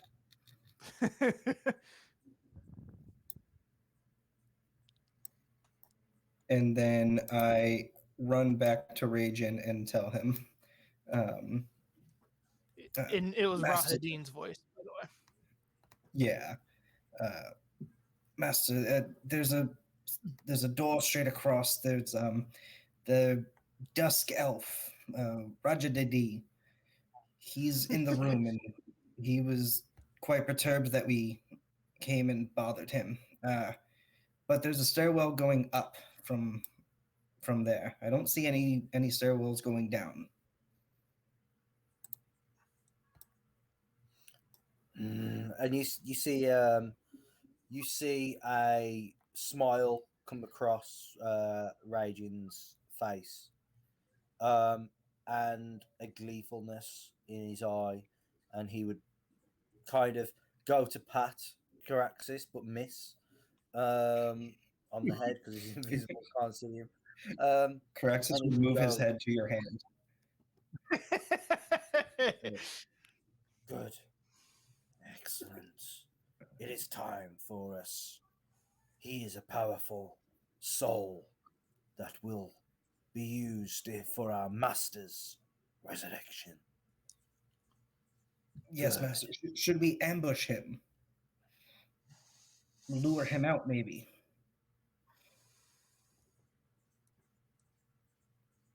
It does not matter. What did he say? He would try to do the best impression of his voice that he could. And he would say, I peeked my head in, and he said, oh, you gotta leave or else you'll be tormented, is what he said. And he would kind of follow the shape of your head onto your shoulder. And he would kind of go down to your level. Doesn't happen very often. But he would say, again, trying to look into your eyes, but obviously not seeing anything. Then, this is where our work is done. We will kill him for our master. But, and he'd kind of look to the other two. Right, maybe not so much Oodles, realizing that Oodles has no clue what's going on, it seems. This But- sounds like a cult to him. He is genuinely concerned about his health and safety. As he he should would say be. to Sol, he would say to Sol, he is obviously the right hand of Strahd. We will take Strahd's right hand before we take his head and his heart. And he will stand up and prepare his greatsword. As Regen is kneeling down to talk to Syraxis, what Soul and Oodles hears is just Regen's little kobold tail, just like thwapping on the floor. Maybe a little bony dust cloud comes up where his tail is. Red rocket, red rocket. So, Soul's reply to Ration would be, "Oh, it's gonna sound wonderful. I've been waiting for this. Does this guy know magic? Can I talk to him, or is it just straight dead, this guy?" I know not what he can do, but he had an effect on the others. Can Scream I of the roll dead. to see if maybe I might be able to catch the hint here? So you would remember the interaction you had with him when Oh, this is the guy from the carriage. Yeah, Yep. Soul don't like this dude. Yeah, she's all for this kill. My bad. Oodles, What this is a bad guy. is it? I do not know what your stance is on this. Well, he's obviously done bad things to you, but to me, I think I'm just gonna go talk to him, to be honest. See if he's a nice guy, because I don't fully trust you. You left Derek? me. Derek, do we know what Rahadin has done? no. Could Soul reply to Oodles before you, like interrupting? Yes? Tip top? I hear no opposition? Okay. So, she's going to say, she's like, in regards to the little RP we had before, she goes, "Look, I know you're eager. I've been there. Sometimes it'll make you fall out of the sky. Sometimes you're a big bright meteor and you black out and you don't know what's going on. If you go and try to talk to this guy, that's what's going to happen to you. You're going to black out. You're not going to know what's going on.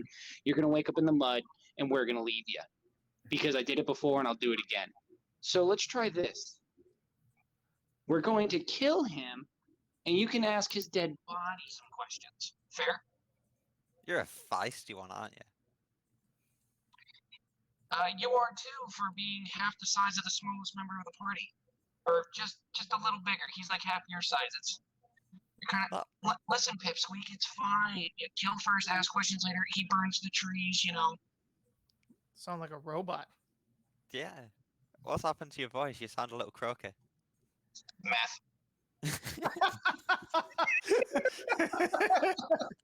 As he leaves.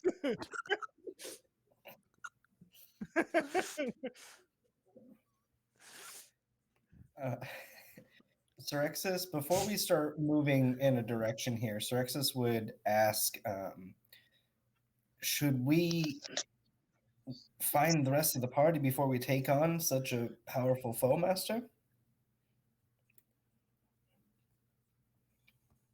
And he will look down at you with a scowl. Now, you're talking about finding the rest of the party. He just kind of, do you doubt my strength? Do you doubt yours? He's gonna take his head pats back. He says, no, Master. I just a suggestion. I did not doubt your strength. I do. And he growls again, that throaty growl, which is not like anger or anything. It's just disappointment. It's like that's even worse. Just pure disapproval. And he'll go down. He won't go down onto like one knee to get to your eye level now. He'll bend over to almost talk in your ear, and it's that disapproving tone, and it's like, you've been around the Red One for too long. And he'll stand up straight and take his greatsword, which is probably dragging along the floor, across the stone flooring as he makes his way now towards the room. I sense arsehole vibes from that guy. Do you say that? Yes. To Sol. I would Sol's like to try to pants you. So while you're trying to do that, Sol's reply would be, he's got a bit of a brutish manner about him, but he's got a great head on his shoulders, and intelligence is such a virtue. Ah, you like the intellectuals, do you? Yes, the smarter you are, the smarter of a mouth you can have. Now, if you can put the two together, it's pretty good. Then you'll be all right. He, however, no personality. But I'd take his word over a lot of the other people around here. Fair enough. Is Oodles hitting on Sol? Sol has got another stalker. It's Strahd and Oodles. Yeah, I'm just lining them up. Nice.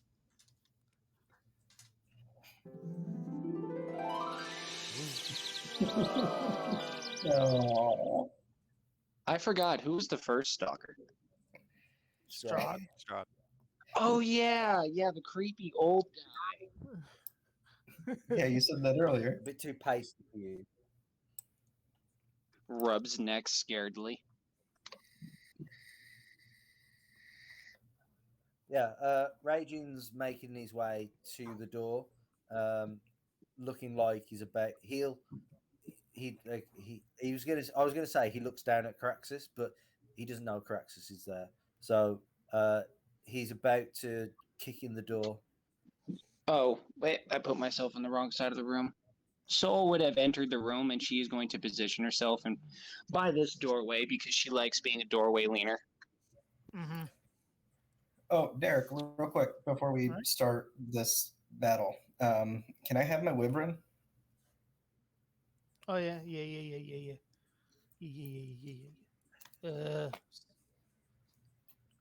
Whoops! I put him on the DM layer. That ain't that's not the right layer.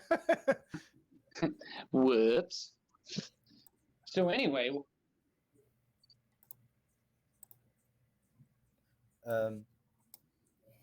yeah, Raging wanted to kill this guy when we met earlier. if you don't remember, Soul's right on the same boat. I was like, let's shoot him. Yeah, and the morals of the party aren't here at this moment in time to stop him. So Yep. and And we're- he quite clearly is a bad guy now. So Yeah. And as Ragin goes, Everyone who's right shouldered, like the little angel with wings, they got lifted up with the goblin goose weird man. All the little devil boys are down here like, wait, senseless murders back on the menu?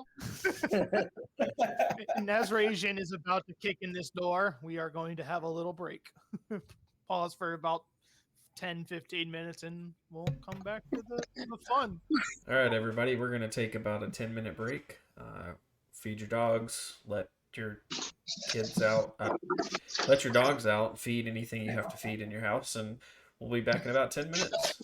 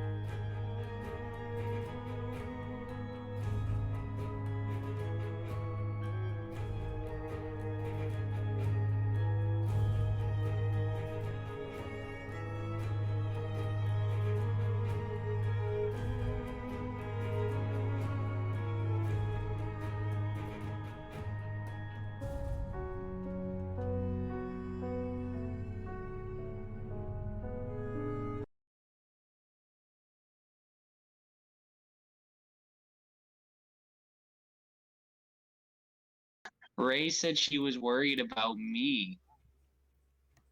So when we reunite, I was so worried. Don't ever leave us again. Welcome Alright. back to the stream. It's always Tyler starting us off. You fucking time. Oh, I thought it was muted. Fuck. Anyways, That one wasn't even on purpose. That one was a genuine fuck up. anyways, we're back. And I guess it looks like they've got initiative rolled up, so I guess they're fixing to go in this room and try to attack this Stark Elf. But before I let them do that, I'm gonna post a link to a friend's YouTube channel in the chat. He has a really cool podcast that he does over video that he interviews people. It's called Help Action. His name's Jeremy. He's the Erasmus Expeditions. And he's doing a thing tonight about dice. Obviously, I can't tune in because we're streaming, but I can't wait to watch the VOD later. They're usually great. So there's that. Derek, it's all yours. All right, Kevin, go bust down the door, and then we'll start our initiative. Looking around, he's gonna step up and do one big mighty boot of the door, and boot in the door, Mm-hmm. Okay. and he'll just say, "I'm here for you, elf." Boop, boop, boop. This shadowy room is in perfect order. A great table stands here with its chair, inkwell, and quill set carefully in place. Lances, swords, and shields that bear the Barovian crest are hung neatly on the dark oak paneled walls. This room is unlike anything you have witnessed so far, other than the great hall and dining hall. Like this is the neatest room that in the entire castle so far. Uh, Rahadin is sitting at his desk, and he stands up. So you have chosen death. I've been waiting for this moment since we first met in Berez. I was given orders to spare you then. You're not so lucky this time. Then And- you are a fool, and you were scared in Perez. And he kicks the chair out from under him, and he dives over the desk and goes straight for you. since he's first on initiative. Okay. Ooh. And he is going to attack you 3 times with his scimitar. Shing. That's an 18 to hit, a 19 to hit, and No one died. and a 28 to hit. Okay. All 3 hit. What is the damage of them, Derek? Each attack. They're scimitars. They're D6. I'll Yeah, get the total. The first one is 10 damage, or no, 11 slashing damage to you. Okay. The second one is 6, and the third is 3. Okay. Let me just. Right. Okay. So that was. Let me just adjust my character sheet 1 second. So the first one was 10, right? 11. 11. 64. And then you said 6. Yes. And then 3. 58. 55. Okay. So Derek, he takes 60 cold damage. 60? 60 cold damage. Interesting. Because of Armor of Agathis. Right. Because I have 20 temporary hit points. So the first one, he has taken all my 20 hit points because that's what he did, 20 damage altogether. So my Armor Agathis is done. But because while I have temporary hit points, he takes 20 cold damage for every time he hits me. So yeah, he takes 60 damage. And then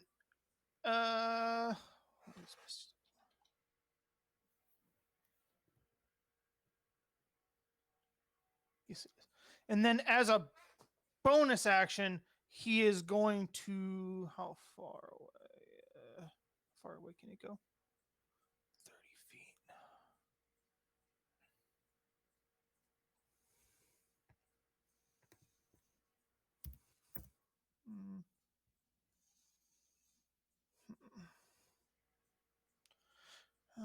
Actually, as a bonus action, he is just going to use his weird mean aura thingy. The second he walked in range of you, Rajin started hearing thousands and thousands of blood curdling screams, and I need him to make a wisdom saving throw.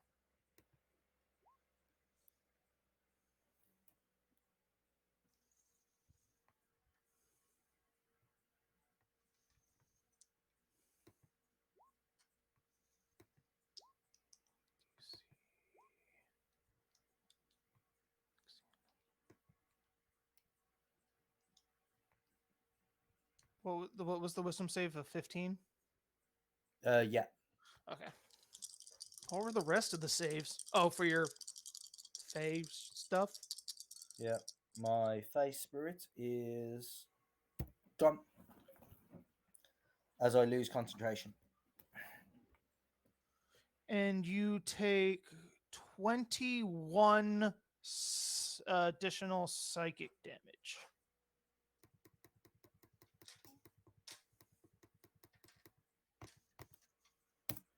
Okay. And then it's Soul's turn. All right. I am going to. Let's see. I was still making a decision between 2 things.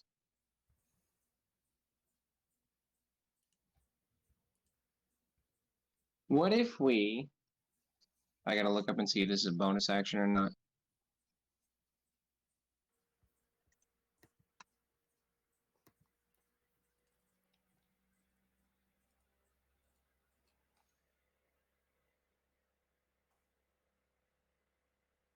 Do. What Soul is going to do is she's going to cast Haste on Rajin. She's going after she does that. I need you to calm down there, boy. You're just staring at your shadow and whining to the world that doesn't make any sense to anyone but you. Afterwards, she's actually not going to do anything else because that is a action, not a bonus action. Mm-hmm.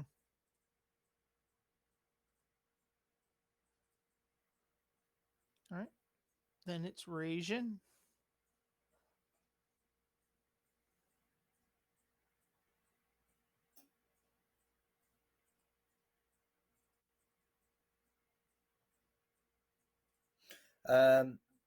Raging is going to, feel invigorated by Soul's spell. I forgot the word how I did it. My bad. You can go ahead and RP that. No, you word it. Still got time. Sorry. So the way Soul would cast it is she would see the amount of damage that was just done to I can't him the other guy who attacked him, and it backfired horribly. And you would hear Soul like giggle, and she'd be like, "Rajin, now give him the old one too." And that's how she's gonna cast Haste. Derek, Syraxis isn't in the initiative, by the way. Oh, my bad. What did Syraxis roll for initiative? 14. Okay. Raging is going to. He's dragged the sword. He's going to dash through the door. Can I get through the door? No, it's a big single door. He's there. Okay. Then I'm going to attack him. Attack him back. But I'm going to bonus action and curse him. I just point the blade at him first, and say, "Your spirits and power will be my masters." And then I will go ahead and attack him 3 times. Does a 19 hit, Derek? Mm-hmm. For 18. 25 for 19. Mm-hmm. And I'm gonna inspiration that one because I've got a feeling 13 doesn't hit. No, it doesn't. So I'm gonna use my inspiration on it and re-roll. Oh. Almost the crit. Oh, So 13. Yeah, so that is 20. I got it all. Yeah, you got it all. What's that? 27, 40 damage? 37 plus 13 is 50. 50 damage. Yeah. And then he will just step there, trying to distract and give an opening for maybe Syraxis to come in. Mm-hmm. And that'll be my turn. The next up to go is bringing them in because on they're hidden from view. They'll pop out of the walls. Where is the thing? There it is. 2 shadow demons, and they will. Whoops! Move here and move. They can move. They can move through the walls. They don't have to abide by walls, and they're both going to make attacks on you, Rajin, at advantage.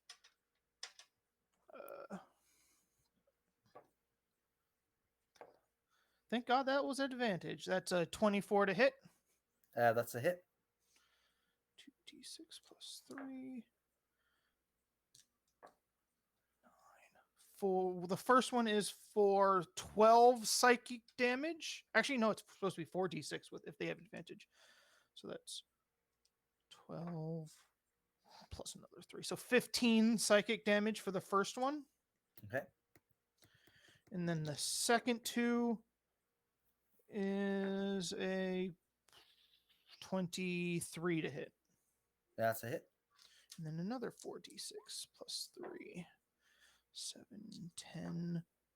For 14 more psychic damage. Okay.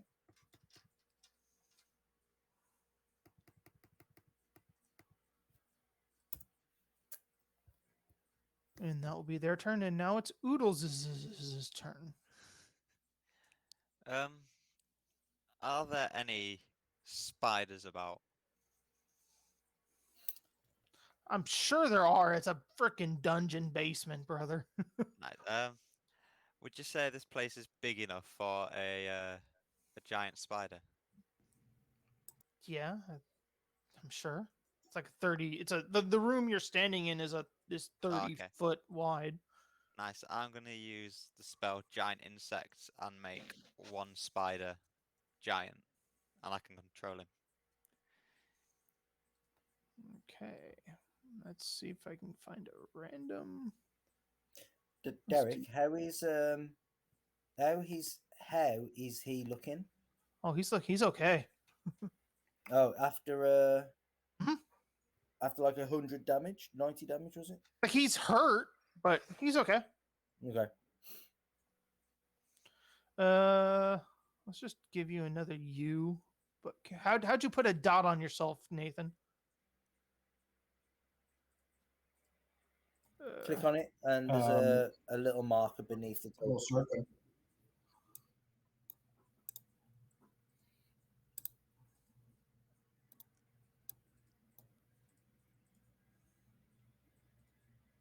Oh. There we go. Dot. That one's the spider, and you can control the spider.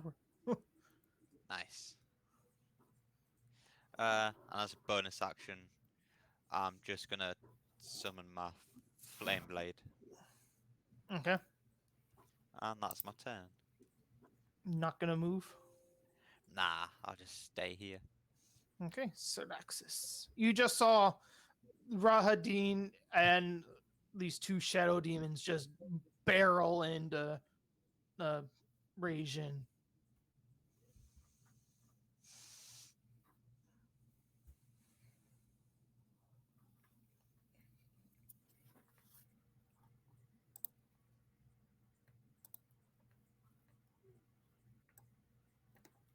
Nathan, Yes. Prime. It's your turn. Yes. It is.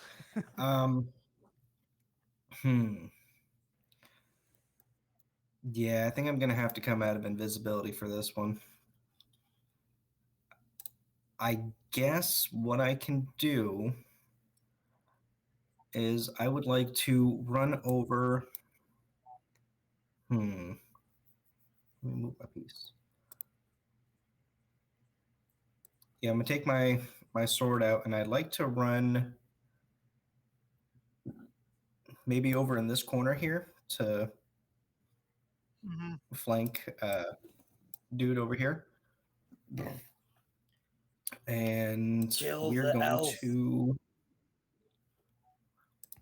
I will not do that. I can't quite get into the room though, can I?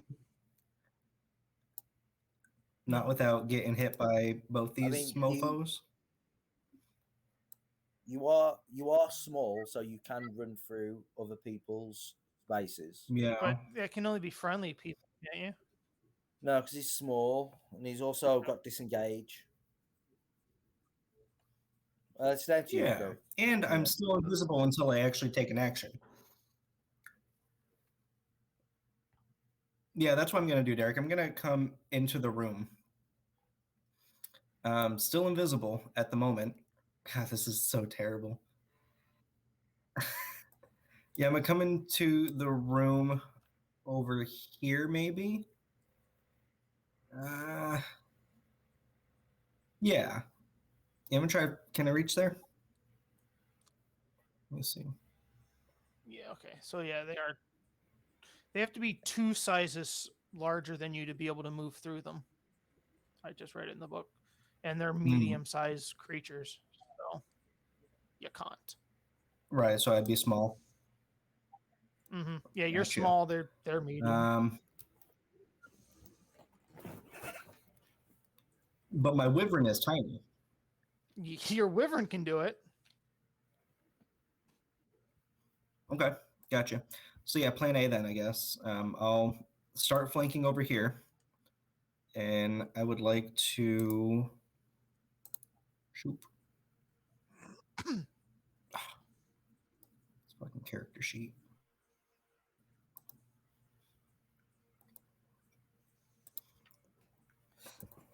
Sorry, I'm having computer problems again.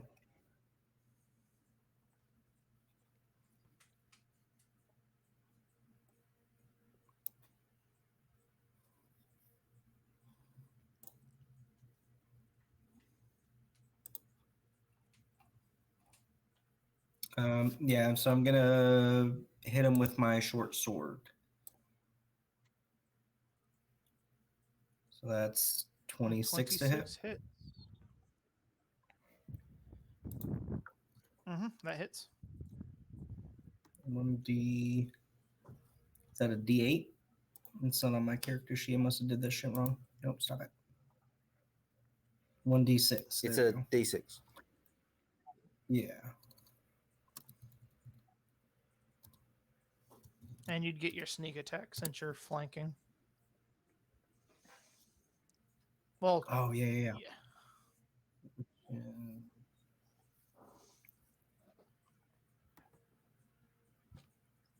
Which is another 4d6.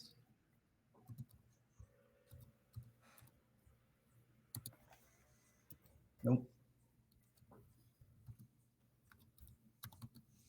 9 plus 14, 23. Okay, so that's 14 plus 19. Now, would I be able to booming blade that? Is or it is all, it past that time? I it's haven't all actually piercing? used booming blade. It's on my attack.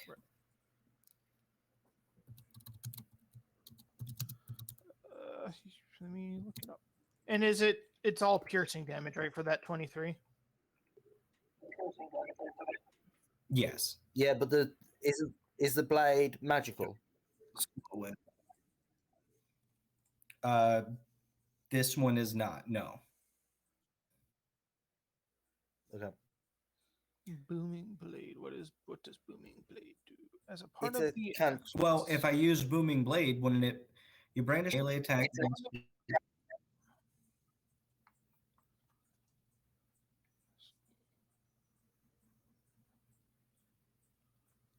Okay, so the target suffers the weapon's attack's normal effects, then becomes sheathed in booming energy until the start of my next turn. If the target willingly moves 5 feet before then, the target takes 1d8 thunder damage and the spell ends. Okay, so if it moves, it takes an additional thunder damage. Yeah, if it level moves, 5, it takes, which at level 5, it deals at an level extra 5, d8. it takes. So yeah, you get another on D8. the attack. So on the attack, it takes a D8 thunder damage, and then if it moves, it takes an additional D8.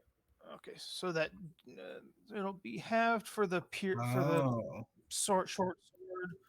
So that'd be minus 11, and then the D8 will be thunder damage. So roll a D8. Yeah.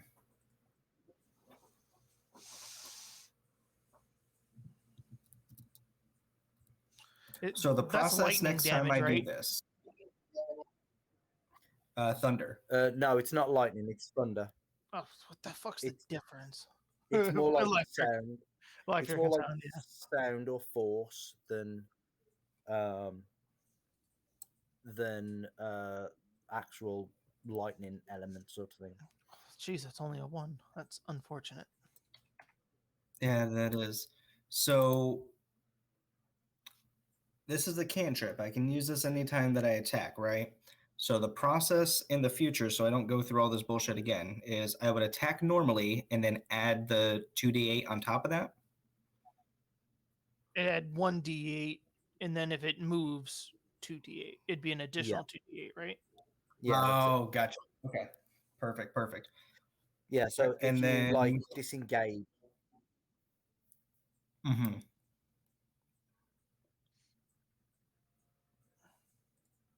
So if I disengage and he comes after me. yeah, that's it. Then it takes the Gotcha. additional damage. Okay. Gotcha. So then that is my turn. And then we'll just do my Wyvern's turn, which is going to be the character sheet get off. Hey, Kevin, what happened to your Fae? Did He you is lose going concentration to. on it? Yeah, I did. Okay.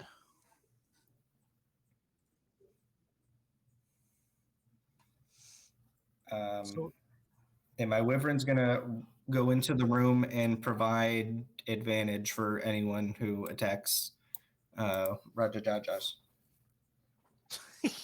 All right. Next up to go is Rahadin. You missed Specky. I did miss Specky. I was hovering over Specky. Yeah, go to Specky. Yeah. Specky's gonna fly through the wall. And he's going to attack Rahadin. Okay, so he would get advantage. And a 19 to hit. That hits. For 12 necrotic damage. He's got to make a con save.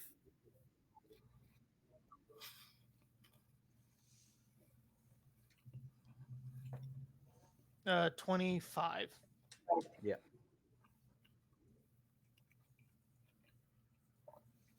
Okay, and that's Specky's turn. Yep, that is Specky's turn.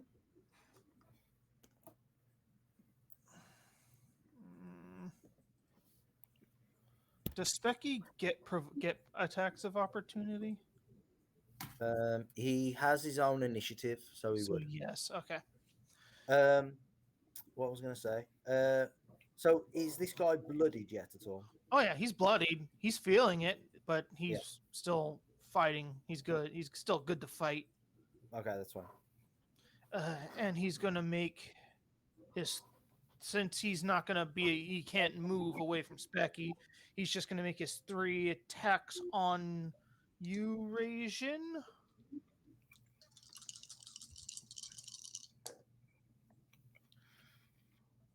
One, I think they all hit. One's a 30, which is a crit. One's a 24, and one's a 20. Oh my god. Yeah, all hit. He's a dangerous guy. So that'd be one is a 6, 12, plus another d6. That's 17 for the first one, 4 for the second one, and 3 for the third. 7 and 17 then. Yes. So 24. Okay. I'm on 1 hit point. And then I need Oh no. you, Specky, and the Pygmy Wyvern to make a, I think, wasn't it wisdom saves? Oh no.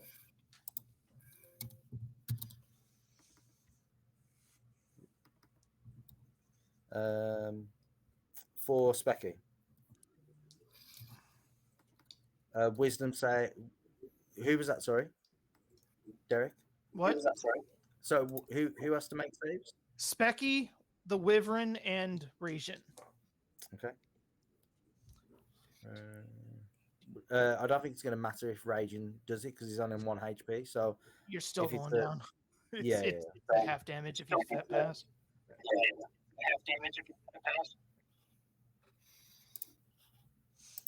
So you take it was 8. You take 18 damage on a failed save, 9 on a successful one.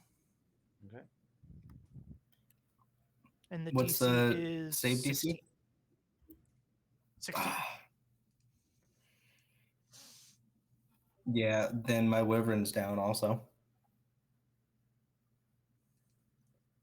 Like, does your wyvern die? He like 'Cause how much health does the wyvern dematerializes have? 1. Yeah, he dematerializes. He go bye bye. And then did you Oh, take Specky's health?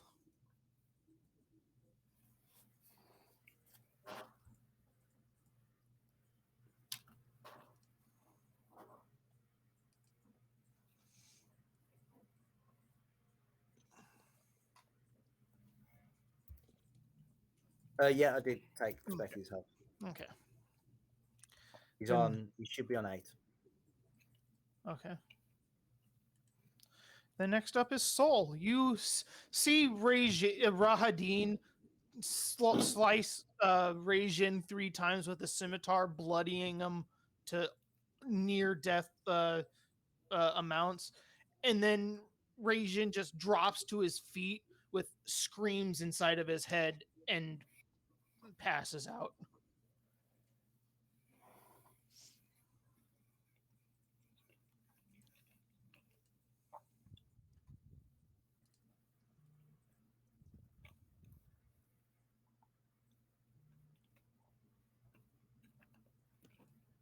All right.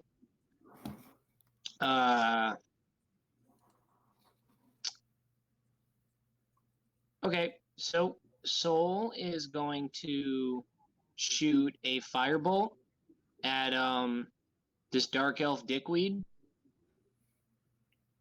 He's gonna do that. She's gonna do that first. That is a modified 23 to hit. That hits. So damage.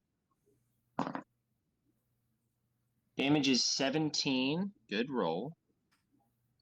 Then, as a bonus action, she's going to cast Healing Word on Rajin.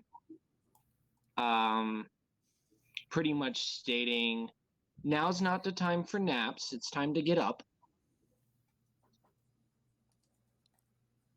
Okay, so how much health does he gain back? I'll tell you in just a second. It depends on what level you're casting it at.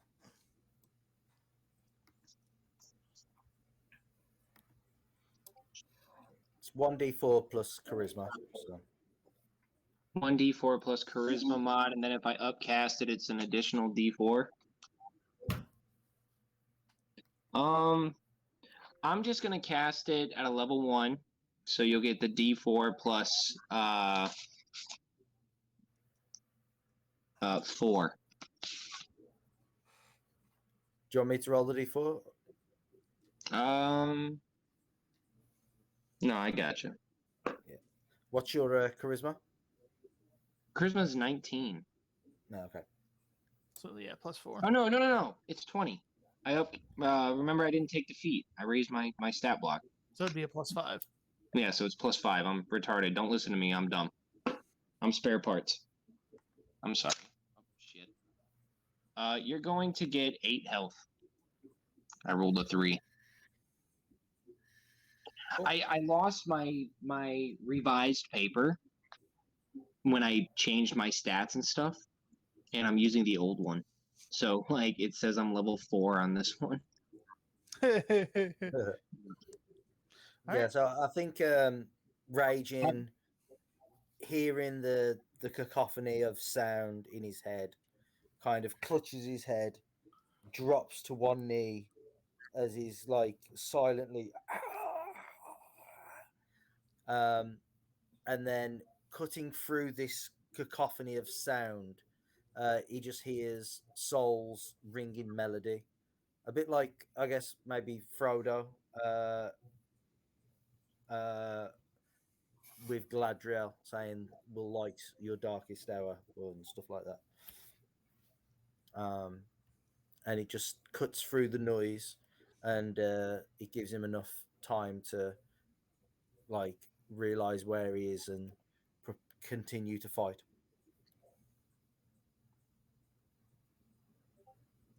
Mm-hmm. Okay, then next up will be Rajin. Raging is going to raise up from his one knee. And he's going to continue his assault on Rahadin.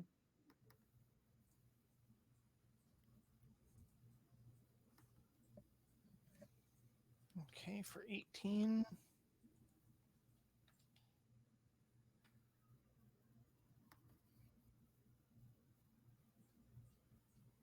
21 for 16. It's not even showing anything on this one. Say But it again. it's showing it as a blank for damage. Oh, come for It's 16 16. for me. Yeah. And then still hasted. 24 for 14. So that's 30, 48 damage that time. He's still up, but he's hurting. He's feeling it. I have no bonus actions, so I think cannot move. Can't get through the door. One second. Let me just have a look. Carry on, Derek, because I can't do it this turn anyway. Okay, so it's next. It's the demon's turns. Okay, this one that's to the left of you is gonna see you get up, try to make an attack on you again for a 20 to hit. Whew. That hits.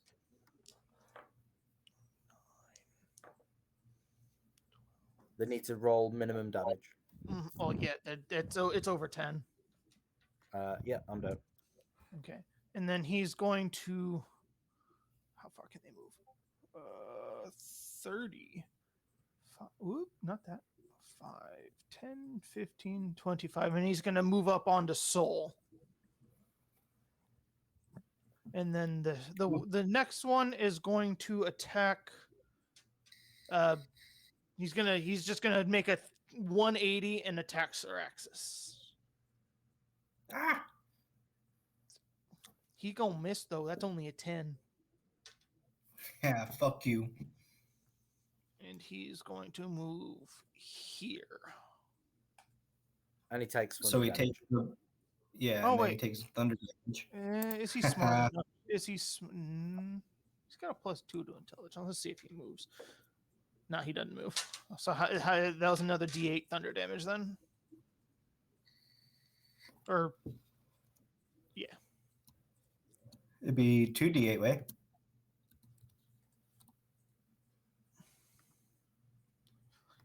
Yep.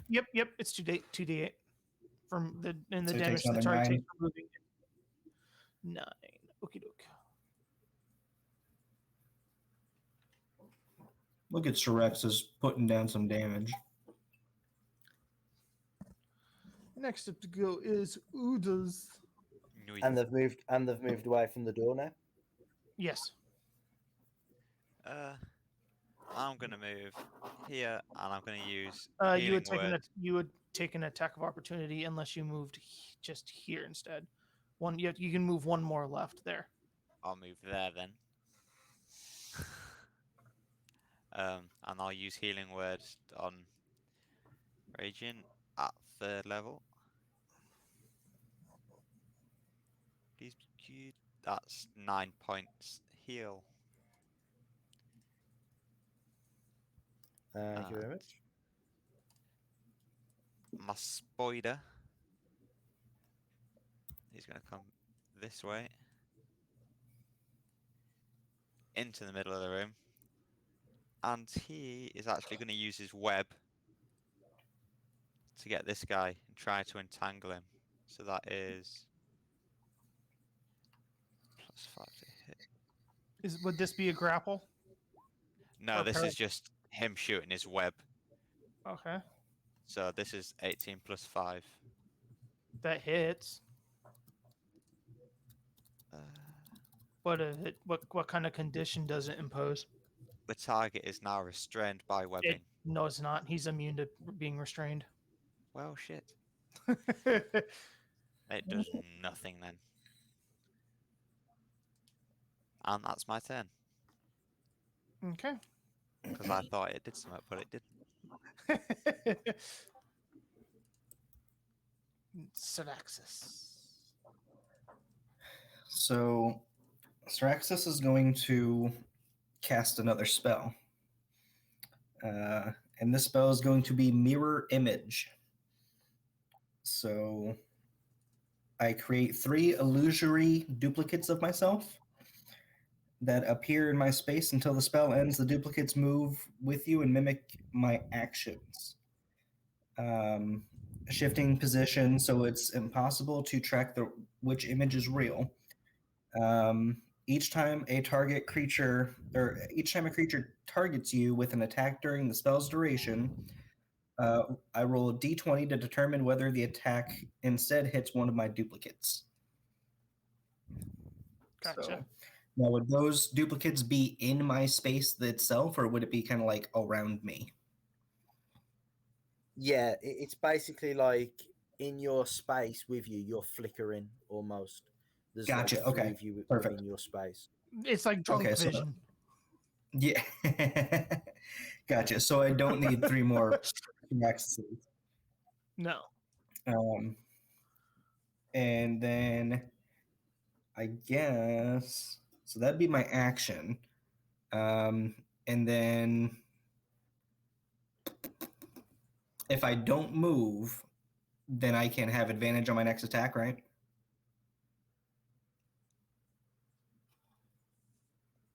Is that how that works? As a bonus action, you can aim. Yeah, you can steady aim, but it means you give up all your movement. Gotcha. Well, I've already used my action, so I can't do any attacks. Would it be a bonus action to throw a healing potion at Ragin?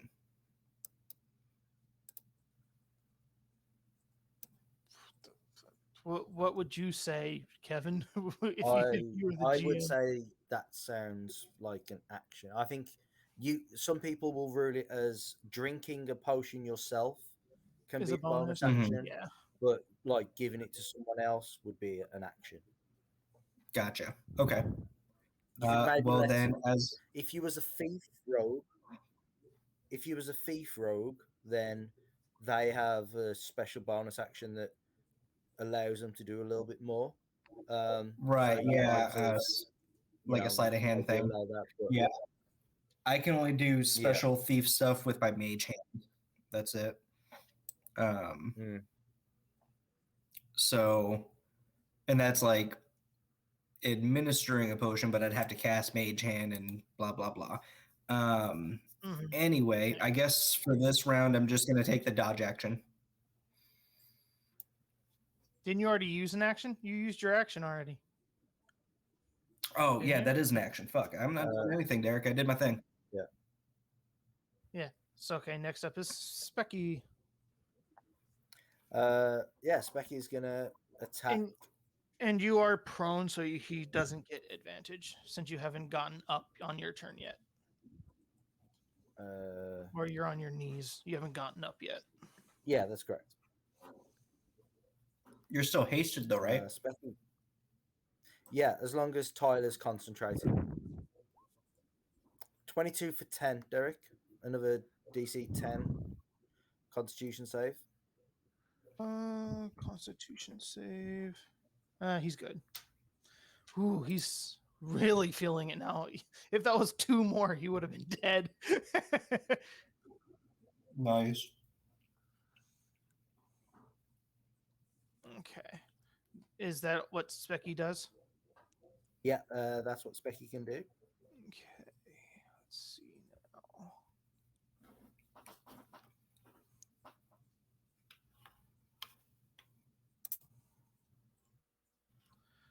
What he is going to do...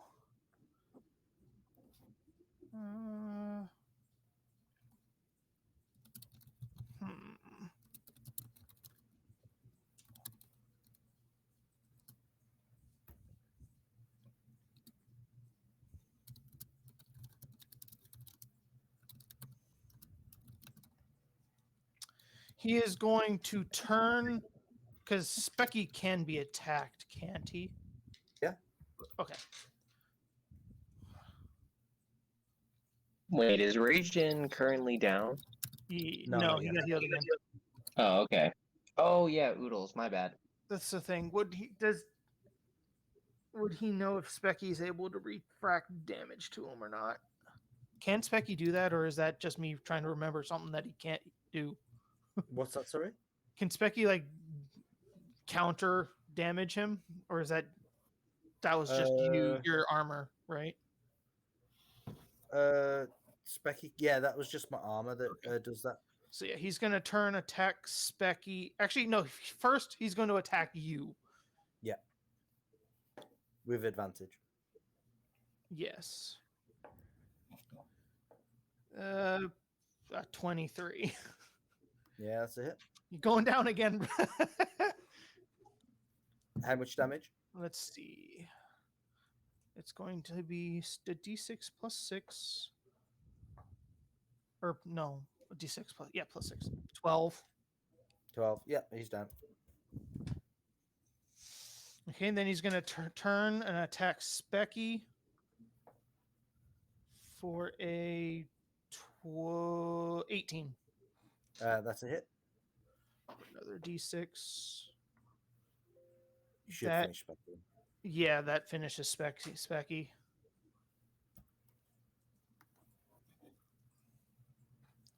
And then since you are both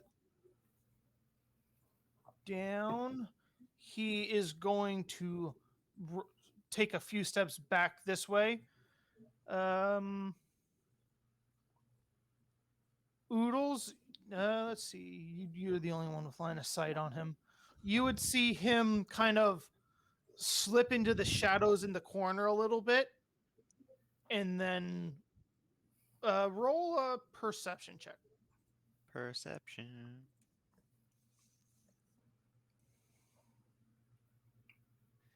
Where is it? 24. And you would like you can see that he's trying to make it look like he's vanishing in thin air, but you kind of see him open a little door in the wall, slip by it, quickly close it, and he is gone.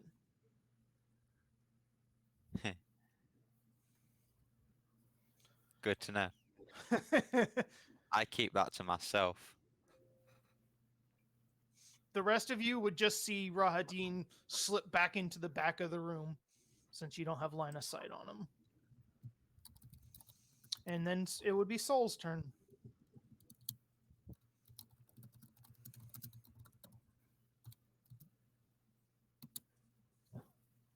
All right.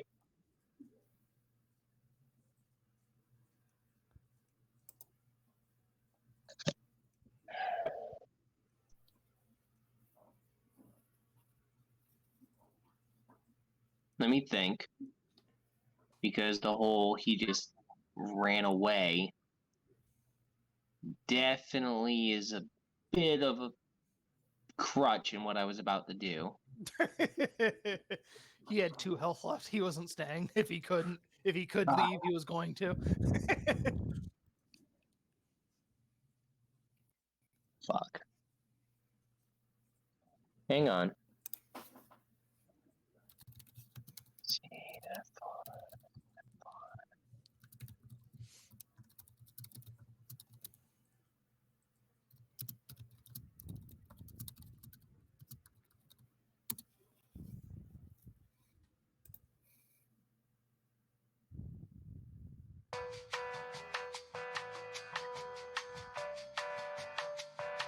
Hey, don't you got some weird goose person to fucking follow? Go away.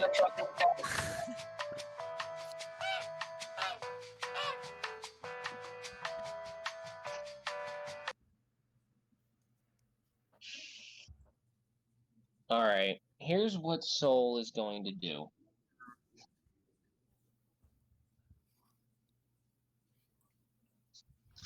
She is going to... I don't want that. Alright. Quick question.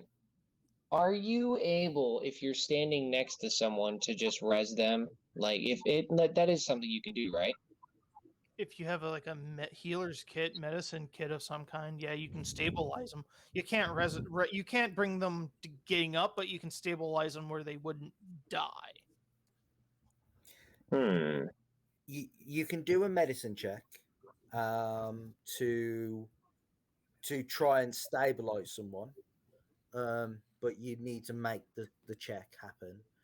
If you have a healer's kit, you do automatically, but they're only stable and not like up and running around. Well, I didn't pick one of those. So I'll do. All right. So you're saying if I do a medicine check and I roll high enough, I can do it? Yeah, you'd be able to stabilize them. All right. I'm going to Misty Step because fuck you. Mm-hmm. And I'm going to Misty Step right here at the door, just right next to Regen, because that's 30 feet. And I'm going to try to make this medicine check to stabilize him. Okay. Make that medicine check. Oh, wait. Yeah. And what like when they do that, Kevin? What's the check they're aiming for? I don't know. I would probably guess at 10 or above, just because that's a death save. No, Stabilize just a creature. You can use your action to administer first aid to unconscious by an attempt to stabilize it, which requires successful DC 10 medicine check. Yep, so it's 10. Plus medicine. I have a plus 2. That is exactly 10. Yay, he's I rolled an 8. I got real nervous. I was like, please don't say it's a flat roll. We're fucked. It's he's unconscious but not dying. Yep. Stabilized him.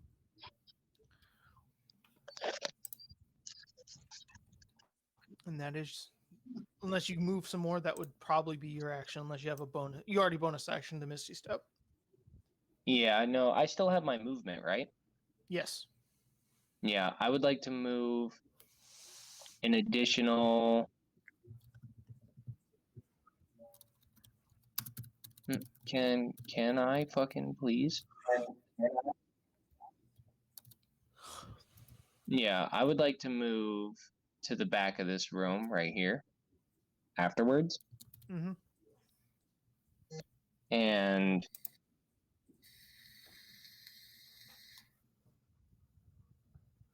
because if I remember, am I able? Hold on. Am I able to potentially? I haven't used an action yet because Misty Step is a bonus Your action. action Right? was the medicine check. Oh, that was my okay. So then, I'm going to. There's really not much else I could do for now. So let me put myself right here. Stop telling me to update my damn PC. I'm gonna put no, I'll go with my original. I'm not gonna doubt myself. I'm gonna put myself right here. There's no way I can get him up right now. So that's what I gotta do. Okay, next up are the Shadow Demons. This one is going to walk in range of Oodles since Soul just missed. He stepped away and said, fuck this guy. So he turns his attention to Oodles. He has advantage on his attack. That is a 20 to hit. Yeah. That is 4d6 psychic damage. 10. 16, 19 psychic damage. 19. Mm-hmm. Okay. Still good. And then the next one is gonna attack. How smart are they? They have a +2 intelligence, so they're smart. Same thing, attacking you for a 16 to hit. That misses. Okay. They're smart. They're not stupid creatures. Look it. They have a 14 intelligence. That's a +2. That's higher than mine. It's your turn as well. I'm going to move back here so that doesn't happen again. Oh, no, I can't. Nope. I'd get an opportunity attack. My spider's going to move over here and going to bite him.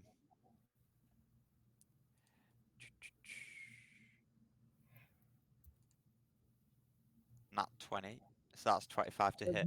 If you moved there, you would take an opportunity attack from this shadow demon.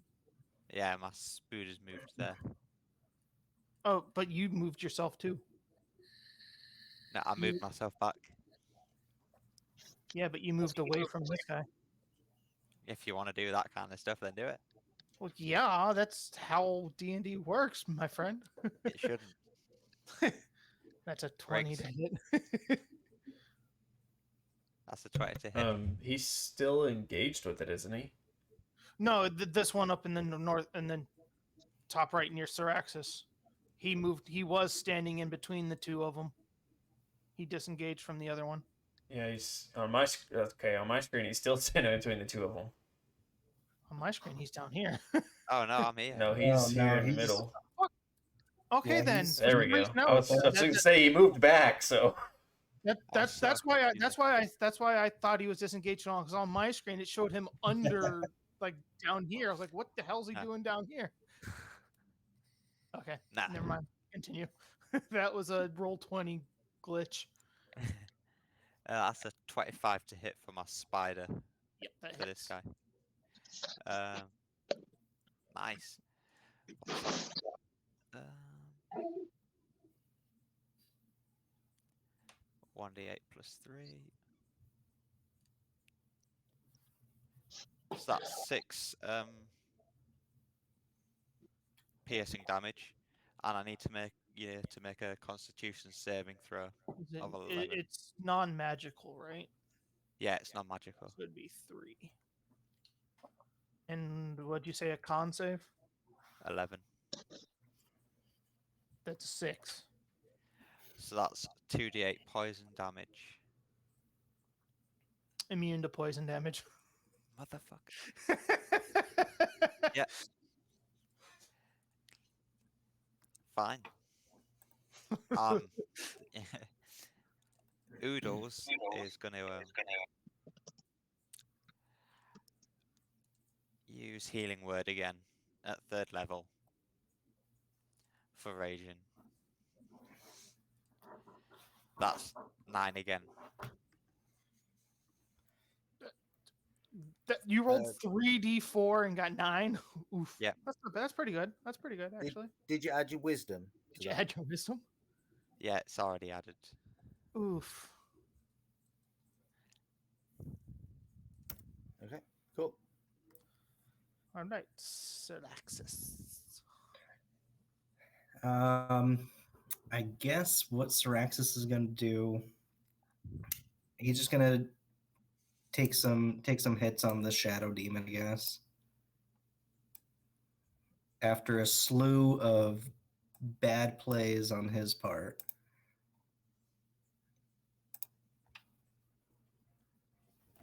Oof. Is he considered to be flanked? No. No. Well, Nope. then that is a hard 10 to hit. Even with all those clones all around him? Well, you have to be directly across to be flanked. Yeah. Well, okay. Because I was thinking how many clones there's only how many free spaces around this thing. That makes sense. Yeah, Never mind. all the You have to directly be flanked. Mm-hmm. Do you move, or like you can take your bonus action to disengage since you are a rogue, so you can still move and not take damage. That is true. Yeah, I'll disengage and move over to rage in. Right over here, I guess. And I guess that's my turn, yeah. All right, now it's Soul's turn. A scroll. Is that considered an action or a bonus action? It's an action, I believe. Yeah, I'd say an action because you've actually got to like read it. So Mm-hmm. Soul's gonna shuffle through her little bag of bullshit, and she's gonna pull out a scroll, and she is going to cast a scroll of daylight, and she is going to cast it in the center of the room. And what that is going to do is cause bright light within, let me go ahead and do that, within 60 feet of the casting point, and then 60 feet of dim light afterwards. So certain enemies, I'm just hoping that this is going to help us out. Certain enemies by this are going to be affected by being in bright light. And these are shadow demons, so I'm kind of just banging on names here. And then as a bonus action, did we decide whether or not that ring you gave me, if I use that spell as a bonus action? If I used it, I'm not casting Fireball.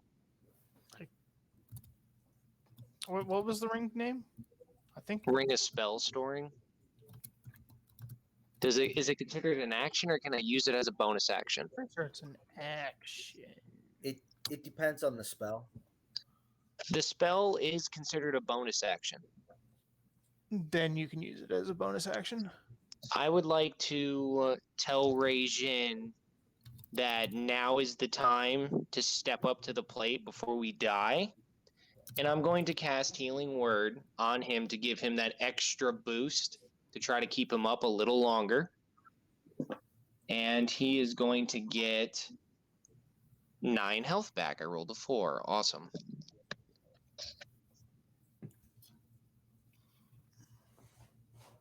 And that is going to be my turn. All right, Rajin can stand up again. Raging was on the floor.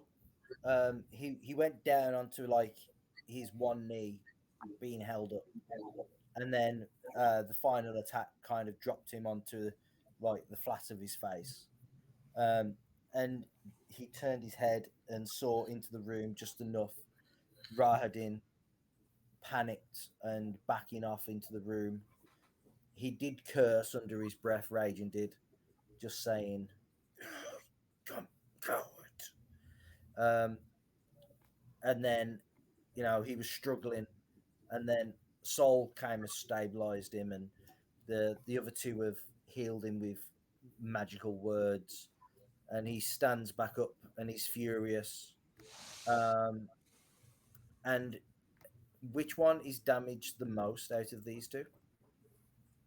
The northeastern one. Yeah. He's just gonna again just slow drag his weapon over here, get to here, and he's just gonna attempt to cut down this shadow demon. Mm-hmm.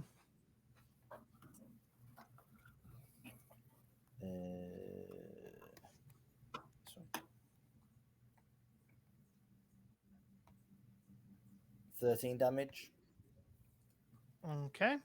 It is magical. Yeah. Oh, is it radiant damage though? It's not radiant damage. Okay. Like, what kind of damage is it? Slashing, magical slashing. Oh, magical slashing. Okay. Yeah. And then the second one, 15, still hits. 15 hits. Okay. For 9. For 9, and then I am still hasted because I don't believe Soul has been hit. Mm-hmm. Yeah, you're still hasted. I haven't been touched. So 22, 32, 38 damage on that one. Mm-hmm. And then he'll just take one more step back to here, and that'll be his turn. Okay.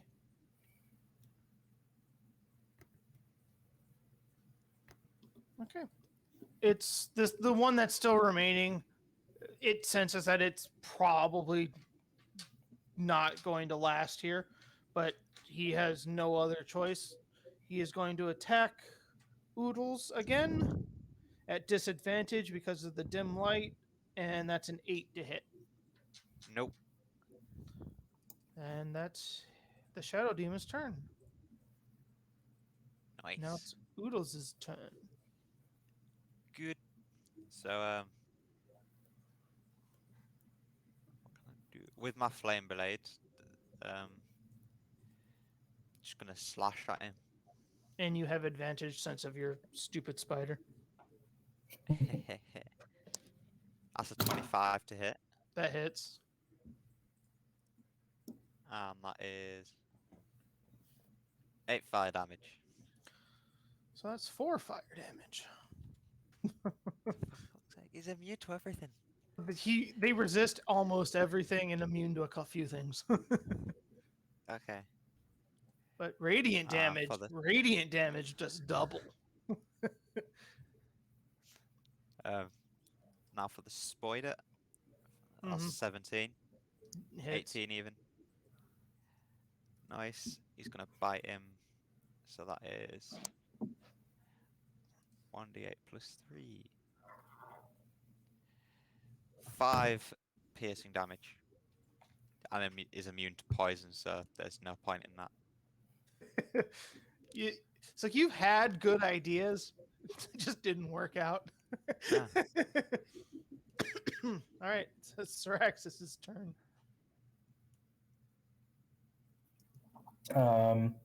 How bad does this demon look? Oh, he's good.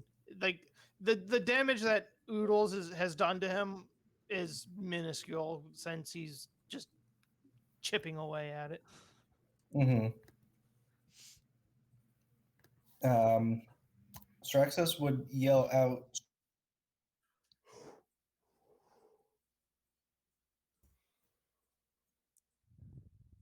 Oh, He left. He he disappeared. yells out nothing. And it seems like What did he yell out? Oodles He kind of dropped. he's asking Ragin for guidance. He doesn't know where Rajaja is. Rashakan, what's his name? Rahadin. Rahadin. He doesn't know where Rahadin went, and he's concerned about kind of what his next move should be. You've never seen Rajin fall once, let alone No, yeah, 3 times. he's to in save panic that. mode. He's in panic mode. He doesn't know how, like, he's in the fog of war in his own mind, in his own head here. I think Raging then, seeing the hesitation and that frightened look on his face, will lift a weary finger at the demon and say, "Kill it! And Strike it hard!"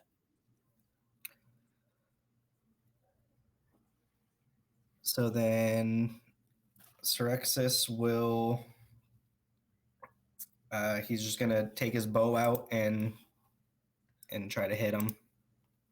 Okay, That is an 18 to hit. that hits, and you get sneak attack. Nice.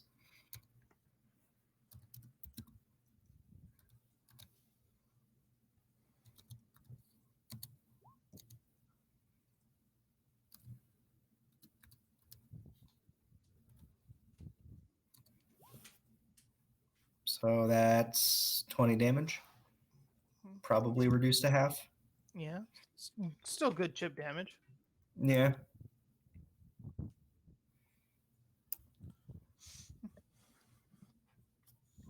Is that all Syraxis does? He would like to move into the doorway, kind of behind cover here. Seeing that Soul is in here, he wants to be able to be in this room, but also see what's going on in the fight room. Mm-hmm. Okay. It's soul.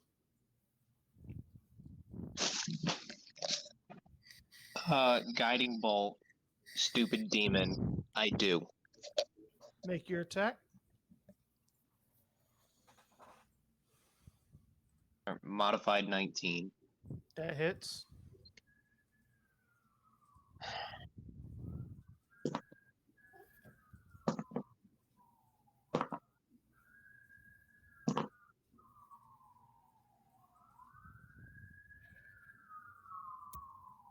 And did you are they vulnerable to radiant? Mm-hmm. That would be a wonderful. I'm kidding. Wait, so it's going to be 21 times 2, 42 damage. Damn. Like the Oodles, the Spider, and Straxus just aren't really damaging it all with their attacks. Soul just has had enough of this fight and just obliterates this thing with a radiant ball of energy that just blows this demon straight back to hell. And you are now out of initiative. You couldn't have done that sooner. Well, I was under the impression killing the guy. Was better. Yeah. So I was going to focus the guy.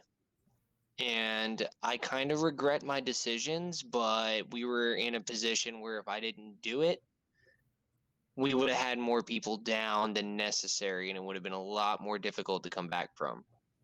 So I kind of regret it, but I still think it was necessary for that turn. I couldn't really think of another way to redirect that.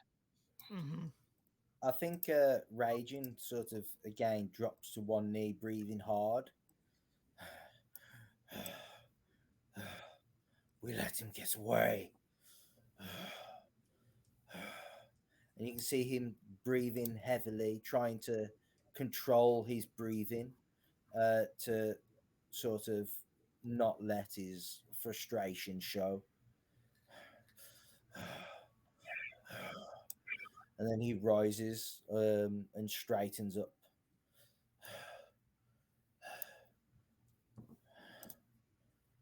Thank you all, though. We needed to kill him. Where did he go?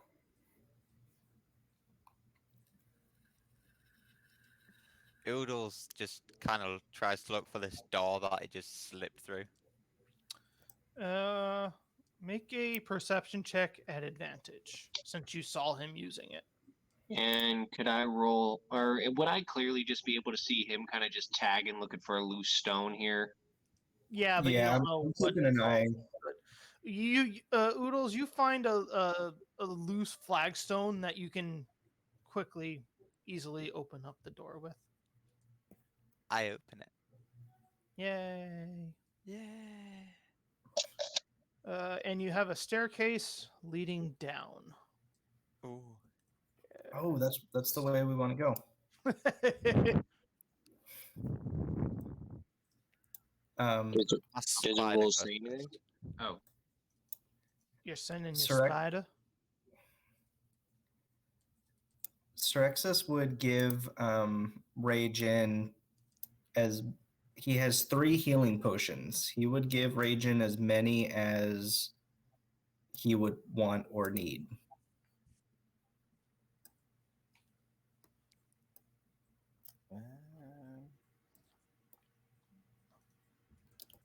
They're I'll 2d4 take- plus 4. Soul would see you.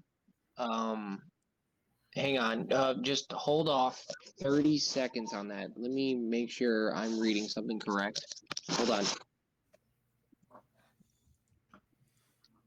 30 seconds before you actually say what you're going to heal.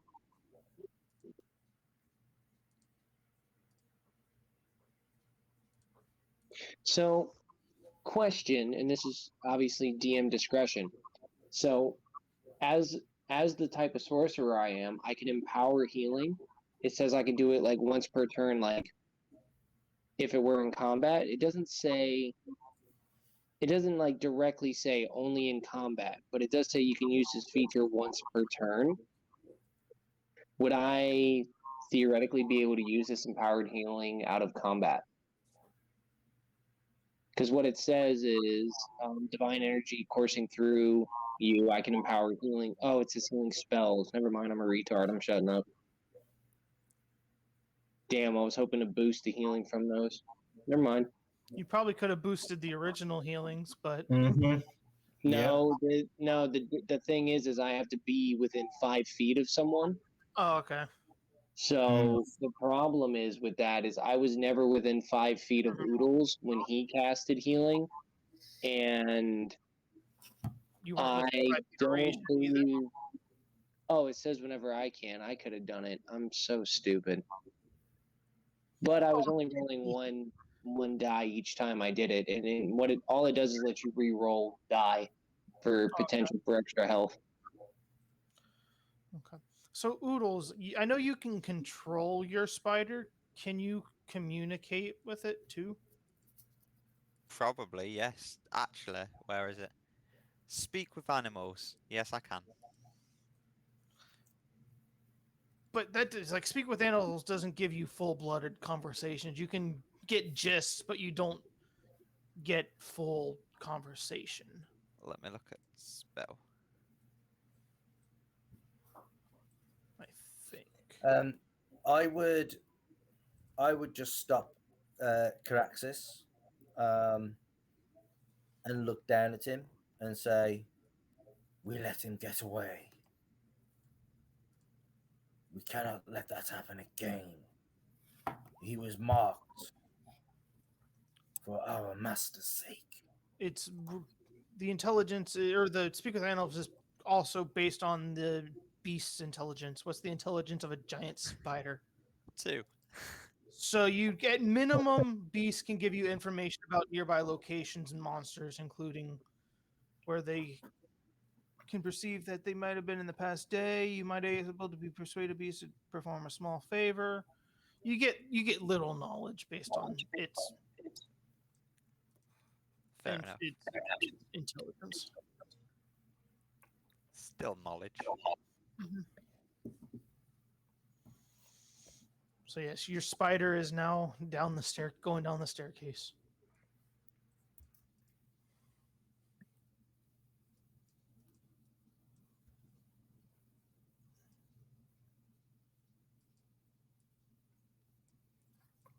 Oh shit, there's a whole room here. Didn't see that. Yep, and then the staircase continues going down this way to a door. A door. You aren't over there. There.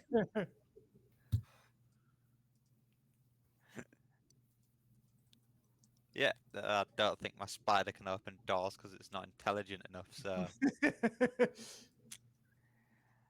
So it seems it's going to have to come back up Mm-hmm. and tell then, us. do y'all?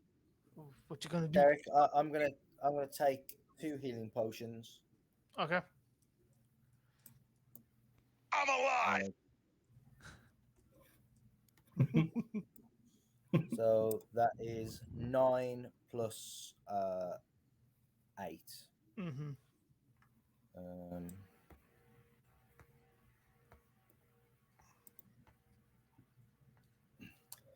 And when Ragin kind of mentions that to Syraxis, you would see he looks extremely disappointed in himself that he let you down, and he feels responsible for letting homeboy here get away.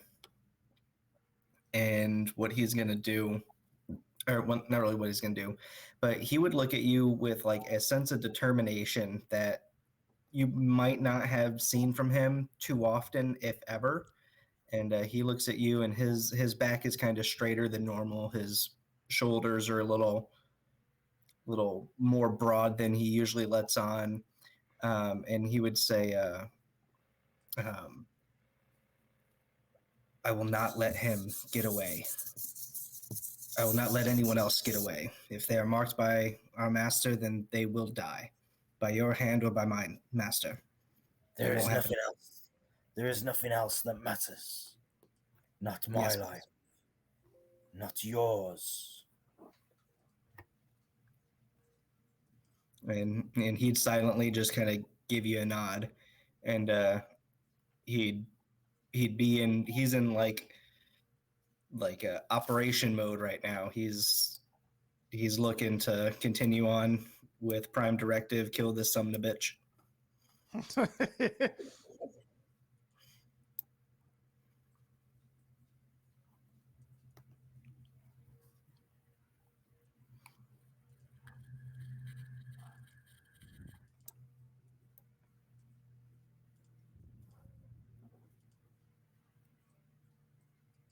Okay, so what's the plan?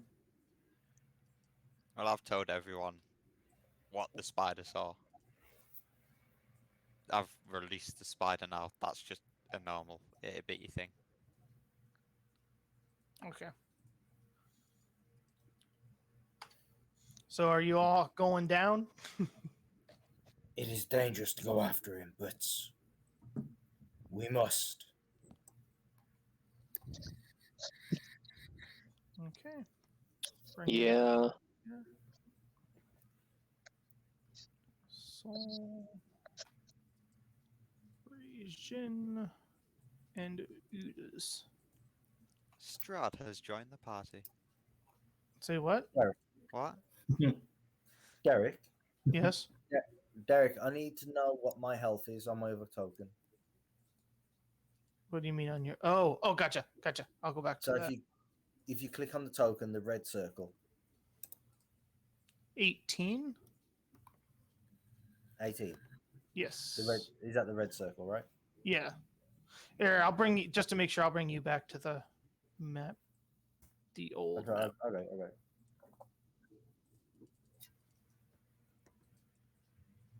Yeah, that's cool. Okay. You good? Yeah. Delete all that, and then we go back down to the other map.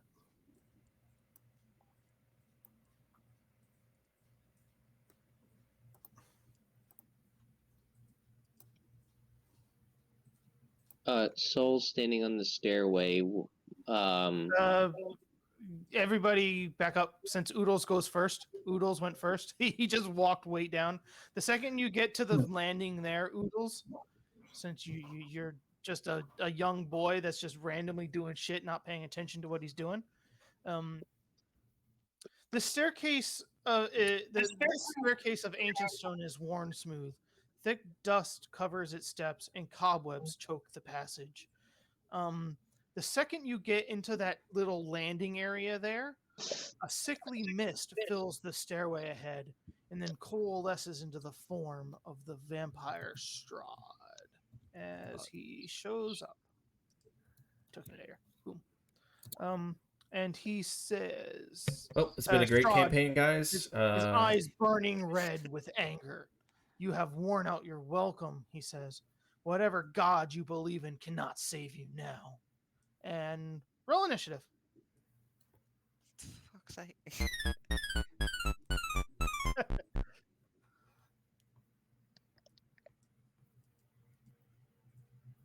Oof. I was just leaving the place there. Like, can you just let me go? Like, Oodles is like, I don't even know these fucking guys. they forced me to do stuff. Like,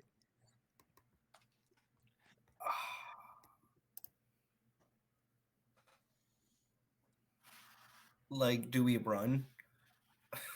And then Soul, what's your initiative?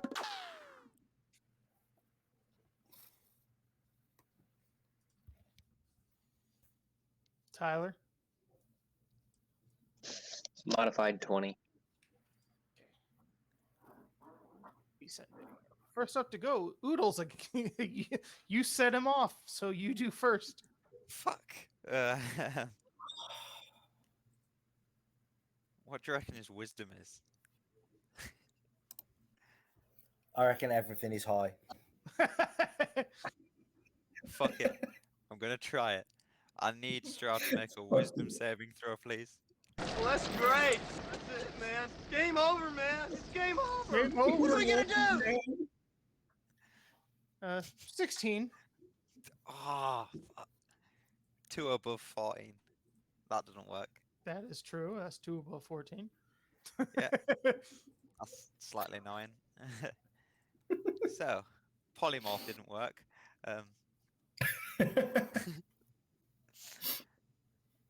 I'm just gonna What is Oodle's wisdom score? wisdom. It is +3, so 17. Oh, okay. And as a bonus action, he's gonna summon his flame blade. Okay. You're standing your ground right there? Yeah. All right, Saul.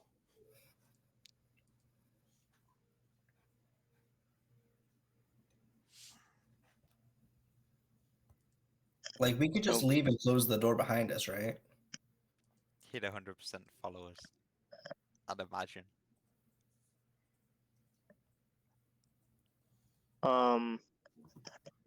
Derek, in the last room, how long was that room?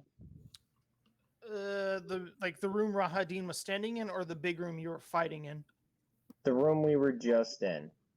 The room you were just in is a 30 by 20.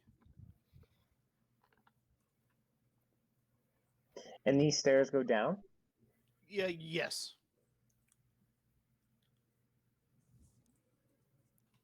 Okay. Hang on. I need to think. I didn't.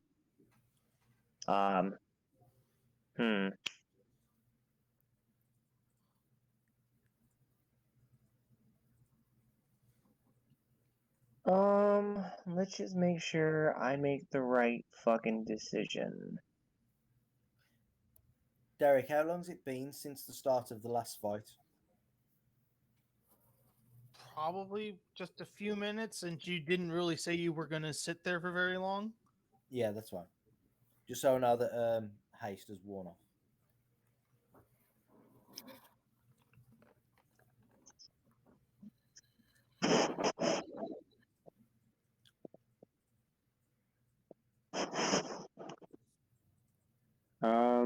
Hold on. I want to look stuff up.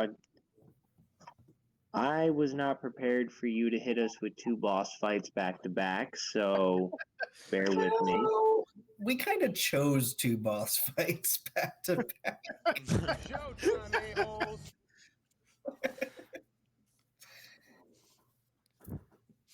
Eat right now. Let me think. I'm sorry. You could theoretically small talk so it's not eerie silence while I'm trying to figure out what the fuck I'm going to do. I'm not gonna lie, it's gonna take me a second. I'm literally gonna turn my phone down because I don't want to hear that shit, so. Yeah, that's the last thing I expected. To be down this fucking hallway. Derek. I choose what happens. This is just what you chose. I truthfully think at this point, judging,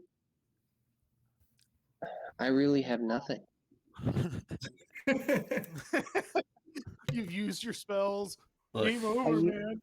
Look, y'all have ragged on Iris, Ragnar, and Ordin the entire time for going in that freaking elevator. And now y'all are just like, Derek, why did you put Strahd in front of us, Derek? So let's do... No, we're not whining like that. Thank you. So, Derek, here's what we're going to do. I'm going to...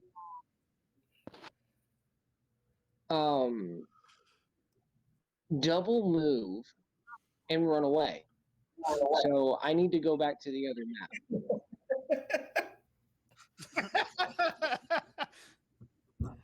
Alrighty, I'll bring Tyler back to the... So Soul is... She's just going to say, yeah, this is too much party for me, bud. and she's going to turn and just fucking go.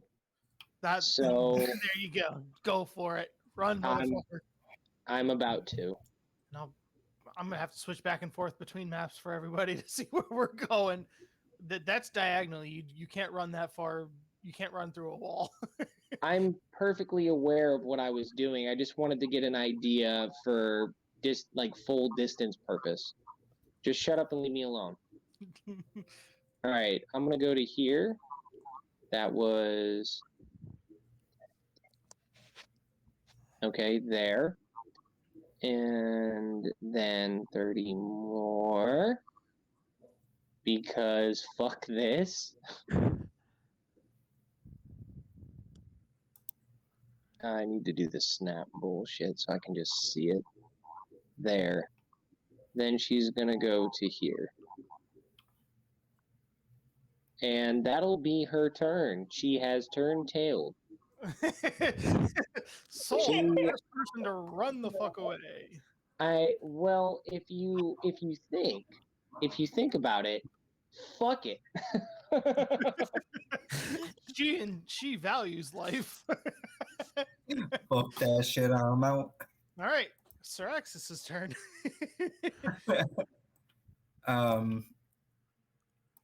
Does he see Strahd?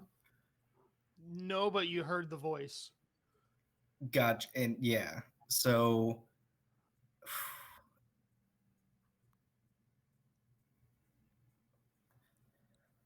how far away is he from me? Let's do 30, 40 feet.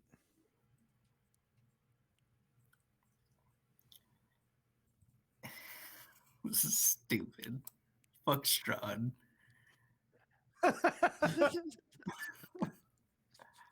Are you running away too? No. No, he just yeah. made a commitment to Ragin that he's gonna pursue whatever threat. Derek, can I say something? Can I? Yeah, yeah. Just like in reply of watching Soul say hashtag bye. Raging would look down at him and go, "We cannot win this one yet. Fall back."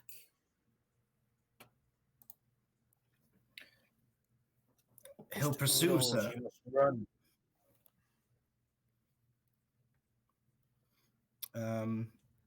And Sirexis, he would say he would pursue us. If you all run, I can give you time. I can hold him off the best I can. He will eat you.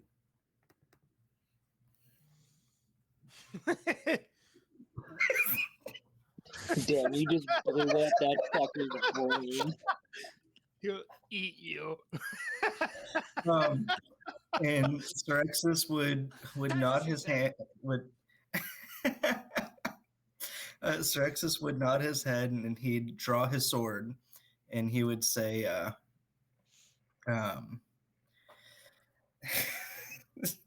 Sirexis would draw his sword and he would say, "Better me than you, sir."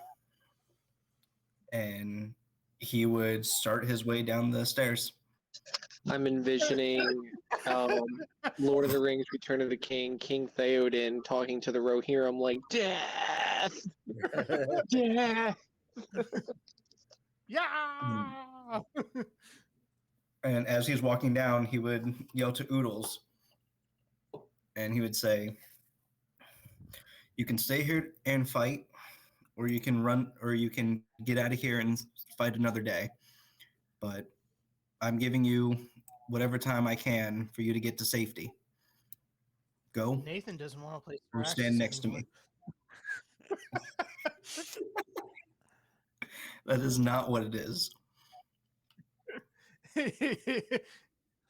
I promise you that is literally not what it is. And then I'm going to take a defensive stance. Okay. At the end of your turn, Strahd moves up, 10, 20, 15 feet and it's just looking at you two and looks up at Rajin and just is laughing at you. Rajin's turn as he took one of his legendary actions. Here.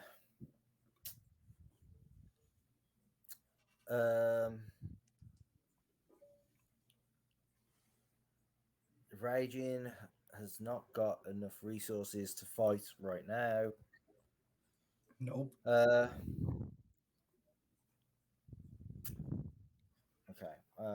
Let me. Hey, Derek, real quick. Can I retcon my movement real quick and stand right here? Yeah. Okay.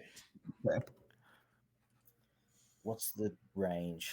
15 feet radius. It's okay. I got shield, guys. Yeah, you've got shield that adds a +2 to your AC, right? Oh, I thought it was 5 Oh, it might be 5. on a reaction. Yeah, it's +5. Okay. It's not really going to help. Okay. Raging is going to cast Eldritch Blast twice at Strahd. Okay. Because he might as well twice. Strahd is going to get pushed back into the wall here. You would see that as you shoot your Eldritch Blasts, you know that you're going to make contact with them, but they go straight through him.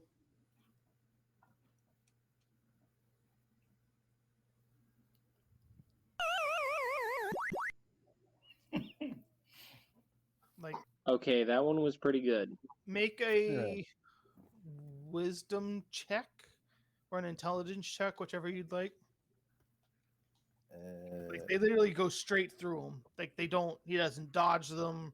They just go straight through him. I want to go with an intelligence wall. save. It wouldn't be a save, just that a 1. Well, it seems like a save to me. It's all the same anyway. Okay. Okay, you gotcha. Psych. Is that your turn? That is or my turn. Or do you move? No, that is. I guess I am going to back out the door. I'll go and follow Sol. Okay. I'll take you off of here, move you back up to here. Yo, I just like to say I almost feel bad for Oodles. It's his intro and his exit, it seems. It's okay, guys. I got this. Oops. And then you can move yourself. Hey, bud. Nice to see you.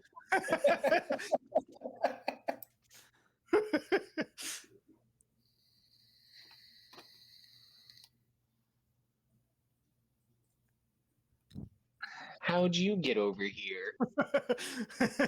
Did you finally learn that we can't fight? No. Hey, Kevin, you can use your movement now. Okay. Probably getting to there then. And then back down to the other map for the fun. The fun. I like how when you look on that map, it says no turn order. Like, yeah, we know we ran. Don't rub it in. It's a rock fact. Nah, that one was a dud. Time for a reset. And then he is going to use his legendary action to take a swipe at Solexis. That's a 26 to hit. Shields. Oodles, I have faith in you. Run Run away. Let the little lizard die. You see him just go. Wait. Hold on. It's at disadvantage, though, right? Why? Because I'm taking a dodge. Okay. Yeah, plus 21. That still hits. You see But him. man, a shield would almost help that.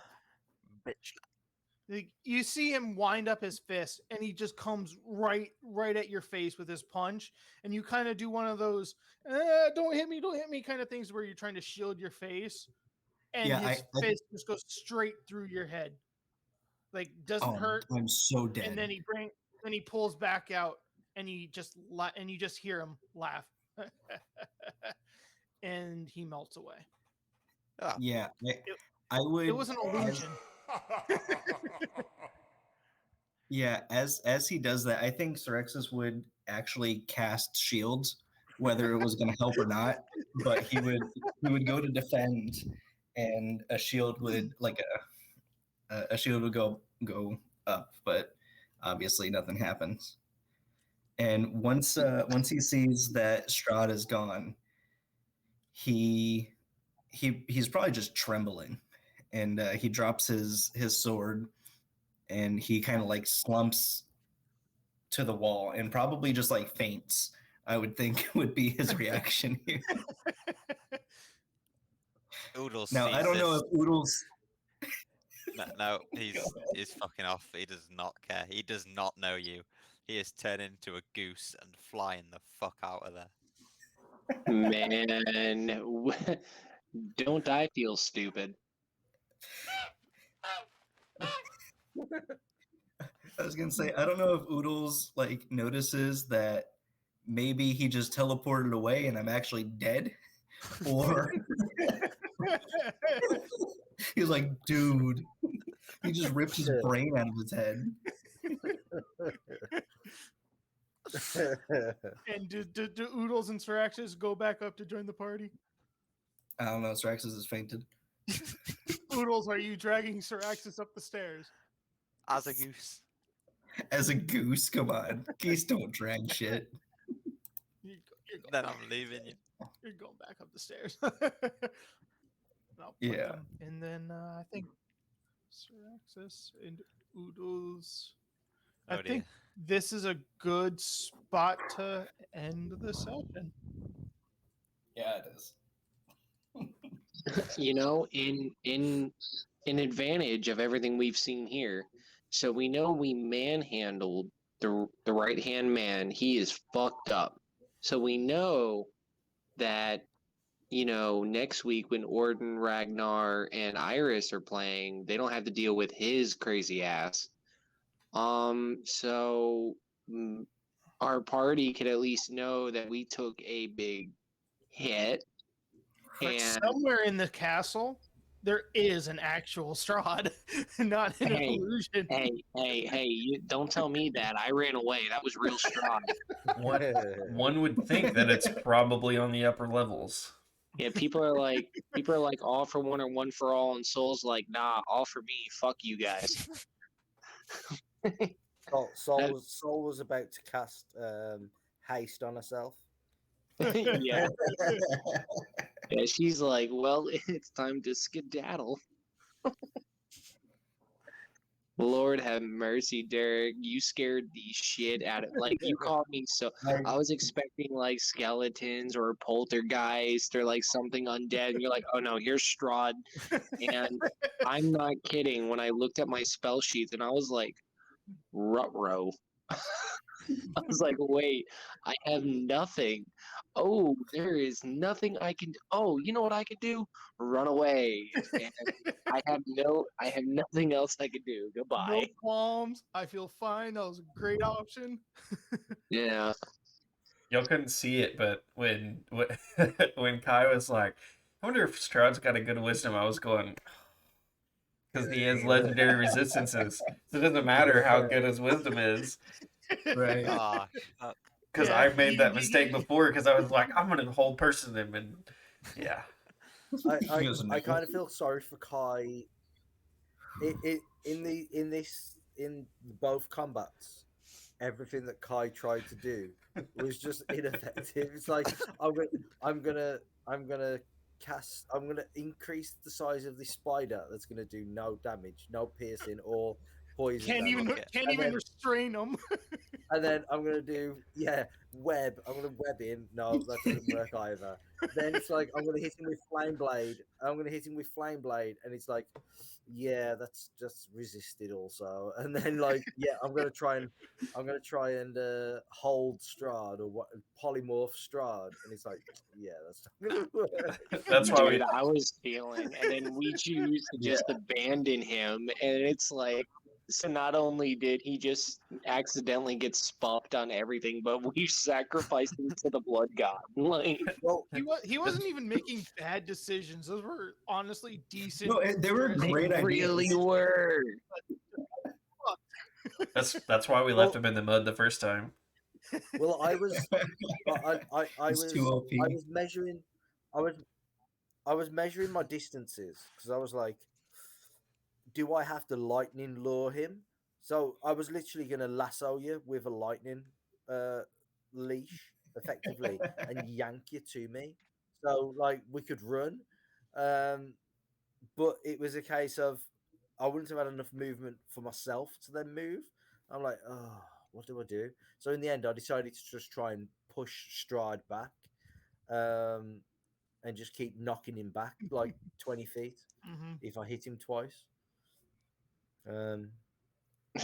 Great game, Derek, by the way. I literally, every fucking was tough. decision in that conflict, I literally had smoke coming out of my ears trying to figure out my next step. It's like good gravy. I'm kind of sad the lethargic, like weirdly sickly old dickhead got away, but here's what's so stupid. He went before me. If he didn't go before me, he was dead. I was going to kill him. I had a way to kill him, and I was so pissed. You're like, I oh, was- he does his almost had mystical it. phasey He bullshit. almost had it. Ah, I was gutted, like, because Raging was dropped to the floor at the time, incapacitated.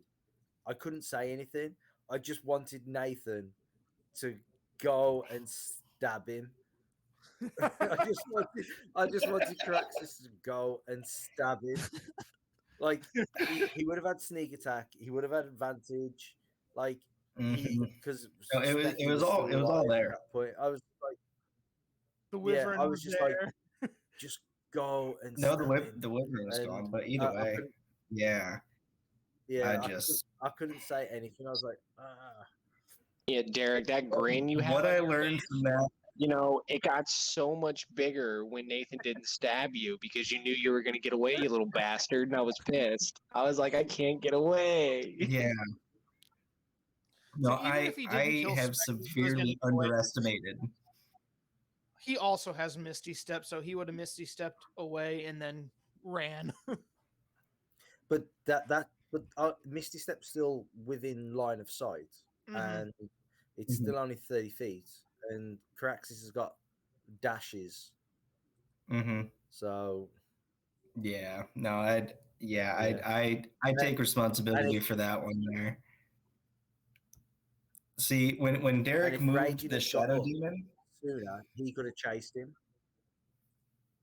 yeah, when Derek moved the Shadow Demon like right in front of me, for some reason I just went tunnel vision and totally forgot about that dude. I was like, all right, I know he's hurt, but then right before he ran away, Derek was like, yeah, he's at like 2 health, and I'm like, fuck. It was messed up. Yeah, you could have disengaged from the demon and stabbed He, him. he didn't need to disengage because he'd already used No. his reaction. The demon. I could have had. witch bolted. I could have bowed him. I mean, if I would have just attacked him once at some point in that entire encounter. That's it. That's it. It's like because I wish I again, had like, just one instant spell to do 2 damage. Yeah, like me and Specky in the first round, I think did 120 damage on him, and that was in round 1. So I was like, and if I hadn't lost concentration on my Fae, then that would have been another 30 damage a round. Does Armor of Agathis proc off of any damage or just melee damage? Just melee damage. Okay. It's when you get He's gonna remember that. yeah, it's when you get hit by a melee weapon. Yeah, he's gonna remember that. Because that's just like when Baba Saga attacked Ray and she just freaking reposted it basically. Yeah. He's gonna remember that. But all right, good Yeah. game. Good game, guys. Thanks, Derek. It was good fun. All right, so next game. week it looks like it's just gonna be me, Ray, and Derek. Seems to be that way. I'm sure that it'll, unless we run into massive amounts of trouble, I'm sure it'll be maybe a short session because we'll be looking for you guys instead of just being like, screw them. They'll probably okay. There's guaranteed going to be conflict because you're on the top floor. Oh, I'm expecting the it. Bottom floor. But it won't be like, oh, we finished this conflict. Let's go explore the rest of this floor. Can I preemptively, Derek? Can I preemptively use Find Familiar and then have the Wyvern go search in the castle for everyone else? How long do you have to wait? Does it have to be next day? No, I can cast it whenever. It just takes 10 minutes. Oh, okay. It just takes 10 minutes to cast. Nathan, so I figured we'll be taking a short rest. Again, both mine and Raging's efficiency OCD is like I'm not walking all the way to the top of this castle to walk all the way back down to the bottom of this castle to find these remains.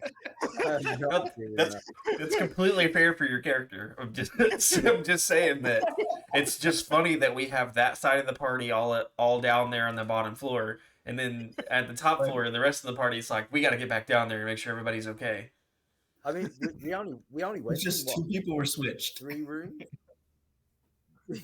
Ray said it in the chat. She was like, they barely even moved. I'm like, no, actually, they've gone a long ways. It's just all curving tunnels right back to the same spots and secret passageways. They've gone up.